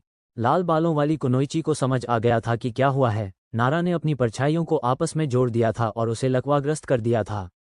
मुझे छोड़ दो, वह चिल्लाई। अभी नहीं, शिकामाऊ ने मुस्कुराते हुए कहा। उसने फेंकने का इशारा किया, जिसकी नकल असुना ने भी की। आखिरकार उसने अपनी दरांती को युद्ध क्षेत्र से पूरी तरह दूर फेंक दिया। लाल बालों वाली लड़की को समझ आ गया कि वह क्या कर रहा है। वो दरांती मेरे लिए बहुत महत्वपूर्ण है, उसने फुफकारते हुए कहा। हाँ, मेरी जिंदगी, मेरे साथियों की जिंदगी और मेरा स्क्रॉल भी मेरे लिए बहुत महत्वपूर्ण है, शिकामाऊ ने रूखेपन से कहा। उसी क्षण ताकुतो ने नारा पर हमला कर दिया। शिकामाओ ने वार से बचने की कोशिश की, लेकिन फिर उसे एहसास हुआ कि उस ताकतवर जैनिन ने हमला करने की कोशिश ही नहीं की थी, वह उसे चकमा देने की कोशिश कर रहा था। इस बार ताकुतो ने जोरदार वार किया। शिकामाओ को प्रतिस्थापन जुत्सु का इस्तेमाल करना पड़ा। इस जुत्सु के इस्तेमाल से उसकी परछाई असुना की परछाई से अलग हो गई, जिससे असुना उसके जुत्सु से मुक्त हो गई। शिकामाओ हिनता के ठीक बगल में पेड़ की उसी शाखा पर प्रकट हुआ। हिनता ने अपने जल शैली गनशॉट का प्रयोग करने से पहले हाथ के इशारे करने शुरू किए। उसने ताकि जैनिन की ओर पानी की गोलियां छोड़ीं। रेई फिर आगे बढ़ा और अपना दाहिना हाथ उठाया। पानी की गोलियों ने तुरंत दिशा बदल दी। हिनता और शिकामाओ, जो इसकी उम्मीद नहीं कर रहे थे, बुरी तरह से प्रभावित हुए और पेड़ से नीचे गिर गए। धत तेरे की, उस बंदे की जल शक्ति तो वाकई बहुत प्रबल है, शिकामाओ ने गिरते हुए कहा। उसके मन में तुरंत एक विचार आया। रुको, मुझे पता है इस स्थिति को अपने फायदे में कैसे बदलना है। अच्छा हुआ कि मेरे पास एक और मौका बचा है। जब शिकामाओ और हिनता जमीन पर गिरे तो शिकामाओ की जेब से एक स्क्रॉल गिरकर मैदान के बीचों बीच लुढ़क गया। तीनों ताकि जैनिन ने इसे तुरंत देख लिया। तो ये है असली वाला, री ने गर्व से कहा और उसे पकड़ने के लिए आगे बढ़ा। हे नहीं, असल में असली वाला तो नारुतो के पास है, शिकामाओ ने मन ही मन सोचा और हाथ से इशारा किया। रेई के हाथ में मौजूद स्क्रॉल चमक उठा और फट गया। विस्फोट से रेई पीछे की ओर गिर पड़ा और पास के ही एक पेड़ से सिर के बल जा टकराया। दुबला पतला ताकि जैनिन तुरंत बेहोश हो गया। री, असुना ने हौंफते हुए कहा और फिर नारा की ओर ध्यान दिया। हे भगवान, तुम्हारे पास कितने विस्फोटक हैं? ये तो वाकई एक अच्छा सवाल है, हिनता ने मन ही मन सोचा। असुना, हमें इसे गंभीरता से लेना होगा। इसे अभी खत्म करो, ताकुतो ने अपनी कुल्हाड़ी जमीन पर पटकते हुए अपने साथी को बताया। ताकि जैनिन ने हाथ के इशारे करने शुरू कर दिए। उसकी लाल बालों वाली साथी ने भी अपने हाथ के इशारे करने शुरू कर दिए। अर्थ स्टाइल, राइजिंग बोल्डर, उद्धरण चिन्ह, विन स्टाइल, शानदार सफलता, उद्धरण चिन्ह। ताकि जैनिन के सामने जमीन से कई पत्थर उठे और हवा में ठहर गए। तभी असुना ने हवा का एक झोंका छोड़ा, जिससे वे पत्थर तेजी से अलग अलग गति से हिनता और शिकामाओ की ओर उड़ने लगे। हिनता और शिकामाओ ने उन सभी से बचने के लिए संघर्ष किया।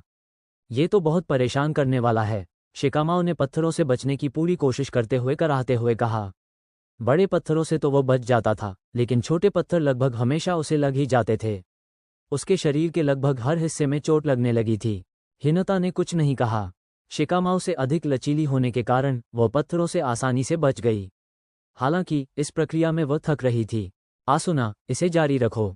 वे थक रहे हैं, इसलिए ज्यादा देर नहीं लगेगी, ताकुतो ने दोबारा हाथ के इशारे करते हुए कहा। बिल्कुल, असुना ने हाथ के इशारे करते हुए सहमति जताई और सहयोगी जुत्सु को फिर से करने के लिए तैयार हो गई।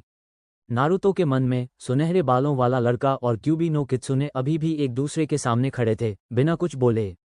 उजुमिकी कुछ कहना चाहता था, लेकिन उसे समझ नहीं आ रहा था कि क्या कहे और कैसे कहे। ऐसा लग रहा था मानो लोमड़ी उससे बात ही नहीं करना चाहती हो। काफी देर सोचने के बाद आखिरकार सुनहरे बालों वाले लड़के के मन में एक सवाल आया। हे क्यूबी, नारुतो ने पूछा, तुमने कोनोहा पर हमला क्यों किया? क्यूबी ने अपनी आंखें खोलीं और लगभग मनोरंजन भरे भाव से उसे घूरने लगा। और तुम ये क्यों जानना चाहते हो? उसने झुंझलाहट से पूछा। अच्छा, तो आपको आश्चर्य नहीं होगा कि किसी ने आपके घर पर हमला क्यों किया? नारुतो ने पूछा। क्यूबी ने अपनी आंखें फिर से बंद कर लीं। मुझे जवाब देने की जरूरत नहीं है। अब मुझे अकेला छोड़ दो। मैं सोना चाहता हूँ। नहीं, सच में, बस जवाब दो, नारुतो ने विनती की। देखो, मैंने यहाँ बहुत सोचा है। चाहे पसंद हो या ना हो, हमें एक दूसरे के साथ रहना ही है। इसलिए अगर हमें साथ रहना ही है, तो मुझे लगता है कि हमें एक दूसरे के साथ अच्छे से रहना होगा। तो बस मुझे कारण बता दो, ताकि मैं समझ सकूं, समझे? लोमड़ी ने उपहास उड़ाते हुए कहा। मनुष्य कई बातें समझने में असफल रहते हैं। मानव वाली टिप्पणी ने नारुतो की रहस्य सुझाने की उत्सुकता को और बढ़ा दिया। नारुतो ने क्यूबी की तुलना हान से करना शुरू कर दिया, जो मानवता से नफरत करता था। मैं सच कह रहा हूँ, कृपया मुझे समझने की कोशिश करने दीजिए, नारुतो ने विनती की। क्यूबी ने अपनी आंखें फिर से खोलीं और नारुतो को घूरने लगा। उसने उसे घंटों तक देखा, जो उस सुनहरे बालों वाले लड़के को बहुत लंबा लगा। आखिरकार क्यूबी ने बोलना शुरू किया। मेरा यकीन मानिए, मैं आपके गांव पर हमला नहीं करना चाहता था। इंसानों पर हमला करना मेरे लिए उचित नहीं है, उन्होंने कहा। तुम्हारा क्या मतलब है? नारुतो उलझन में लग रहा था। क्या इसका मतलब है कि किसी ने तुम्हें मजबूर किया? हम इस बातचीत को किसी और दिन जारी रखेंगे, लेकिन अभी के लिए आपको अपनी दुनिया में वापस जाना चाहिए। आपके दोस्तों को शायद किसी सहायता की आवश्यकता हो सकती है, लोमड़ी ने कहा। नारुतो के दोस्तों के बारे में की गई टिप्पणी सुनकर उस गोरे लड़के की आंखें चौड़ी हो गईं। लेकिन कैसे? मैं कैसे कर सकता हूं? नारुतो ने पूछा। तुम्हारे शरीर को ठीक होने के लिए पर्याप्त समय मिल चुका है। तुम इसलिए नहीं जागे क्योंकि तुम्हारा मन यही है। बस अपनी इच्छाशक्ति से यहाँ से चले जाओ, क्यूबी ने उसे बताया। अब यहाँ से निकल जाओ। नारुतो ने सहमति में सिर हिलाया। जाने से पहले उसने एक बार फिर कहा, हे क्यूबी, या तुम्हारा जो भी नाम हो, हम कुछ समय तक साथ रहेंगे। चलो अब से मिलकर काम करने की कोशिश करते हैं, ठीक है? अगर तुम चाहो तो अपने राज रख सकते हो, लेकिन मुझ पर भरोसा रखो और मैं तुम पर भरोसा रखूंगा। आखिरकार हम एक दूसरे के साथ बंधे हुए हैं, तो चलो दोस्त बनने की कोशिश करते हैं। नारुतो ने क्यूबी को अंगूठा ऊपर करके इशारा किया और फिर उसके दिमाग से गायब हो गया। क्यूबी अकेला रह गया। दोस्त, क्यूबी ने उपहास करते हुए अपना सिर जमीन पर रख दिया। ये बच्चा मेरी सोच से कहीं ज्यादा दिलचस्प है। हम पास नहीं जा सकते। बिना बहुत सारे वार खाए तो बिल्कुल नहीं, हिनाता ने कहा, और वह और शिकामाओ, ताकुतो और असुना के संयुक्त जुत्सु के हमले से बचने की कोशिश करते रहे। ये तो बहुत ही मुश्किल होता जा रहा है। हमें इन दोनों को रोकना होगा। हमें दूर से ही इन पर हमला करना होगा। लेकिन कैसे? हमारे दोनों के दूर से किए जाने वाले जुत्सु तो इन बेवकूफ़ पत्थरों से बेअसर हो जाएंगे। शिकामाओ का दिमाग इस जुत्सु को खत्म करने का तरीका ढूंढने में लगा हुआ था। बस थोड़ा और, असुना ने उत्साह से कहा। ठीक है, ताकुतो सहमत हो गया। दोनों ताकी जैनिन जुत्सु को फिर से शुरू करने ही वाले थे कि उनके नीचे की जमीन फटने लगी। वे दोनों एक पल के लिए उलझन में उसे देखने लगे। ताकुतो ने सोचा। जमीन के नीचे से तुरंत एक आकृति निकली। नारुतो जमीन के नीचे से कूदकर निकला और ताकुतो के जबड़े पर जोरदार मुक्का मारा। ताकि जैनिन ने खून की उल्टी की। नारुतो कुन, हिनाता ने अपने क्रश को जागते हुए देखकर उत्साह से चिल्लाया। और इस तरह हम इसे रोकेंगे, शिकामाओ ने मुस्कुराते हुए कहा। नारुतो ने तुरंत हाथ के इशारे किए और नज़दीकी दूरी से ताकुतो पर अपनी पवन शैली, महान सफलता का प्रयोग किया। बलवान ताकि जैनिन को प्रतिक्रिया करने का समय ही नहीं मिला और वह पीछे की ओर उड़कर पास के ही एक दूसरे पेड़ से जा टकराया। वह भी बेहोश हो गया। आप लोगों को इतना इंतजार कराने के लिए क्षमा करें, लेकिन मैं अब यहाँ हूँ, नारुतो ने अपने साथियों से मुस्कुराते हुए कहा। कार्युदो असुना अविश्वास से देखती रह गई। पलक झपकते ही कोनोहा का ये सुनहरे बालों वाला जैनिन प्रकट हुआ, उनके जुत्सु को बाधित किया और असुना के प्रतिक्रिया करने से पहले ही ताकुतो को बेहोश कर दिया। उसे तो पता भी नहीं चला कि लड़का जाग गया है, और अब जब वह उसके सामने था तो वह उसकी अपार चक्र शक्ति को महसूस कर सकती थी। मैंने उसे देखा तक क्यों नहीं? असुना ने खुद से पूछा, फिर सिर हिलाते हुए बोली, धत तेरे की। छोड़ो, मुझे सच में और बहुत प्रशिक्षण की जरूरत है। लगता है मैं चूनिन बनने के लिए तैयार नहीं हूँ। शांति, शांति, उसने अपना दाहिना हाथ ऊपर उठाते हुए कहा। उसका बायां हाथ उसकी काली पैंट की बड़ी जेब में था। उसने अपनी टीम का स्वर्ग का ग्रंथ निकाला। इसे आत्मसमर्पण समझो। तो आप हमें वो पांडुलिपि देने वाले हैं? शिकामाओ ने पूछा। 3 के मुकाबले 1 की लड़ाई लड़ने के लिए मैं उतनी समझदार नहीं हूँ। वैसे भी, भले ही मैं उनसे अच्छी दोस्त न हूँ, लेकिन मैं नहीं चाहती कि मेरे साथी बीच में आकर घायल हो जाएं, असुना ने आह भरते हुए कहा। टीम 3 के सदस्यों ने सहमति में सिर हिलाया। नारुतो ने असुना द्वारा दी गई स्वर्ग की स्क्रॉल ले ली, ताकि कुनोइची अपने बेहोश साथियों के पास गई और उन्हें अपने कंधे पर उठा लिया। फिर वो धीरे धीरे उस दिशा में चल पड़ी जहां शिकामाओ ने अपना दरांती फेंका था। खैर, मुझे ज्यादा कुछ नहीं करना पड़ा, लेकिन चलो, हमें स्वर्ग का एक स्क्रॉल मिल गया, नारुतो ने हंसते हुए अपने साथियों को बताया। हिनाता दौड़कर उसके पास गई और सवाल पूछने लगी, नारुतो कुन, तुम ठीक हो? तुम्हें चोट तो नहीं लगी? तुम कब से जागे हुए हो? हिनाता, शांत हो जाओ, वह भी तुम्हारी ही तरह परेशान था, शिकामाओ ने हंसते हुए अपने साथियों की ओर बढ़ते हुए कहा। हे नारुतो, नींद के बाद अब तुम ठीक हो? नारुतो ने जवाब में चालाकी भरी मुस्कान दी। बेशक मैं हूँ, दातेबायो, उसने उत्तर दिया। वैसे तुम धरती के अंदर कैसे गए? मुझे तो पता ही नहीं था कि तुमने कोई गड्ढे खोदे हैं, नारा ने सवाल किया। ओह मुझे लगता है कि आप लोगों ने मेरा अर्थ स्टाइल हेडहंटर जुत्सु कभी नहीं देखा, नारुतो ने मुस्कुराते हुए कहा। ओह, वो जुत्सु जो हान समा ने तुम्हें दिया था?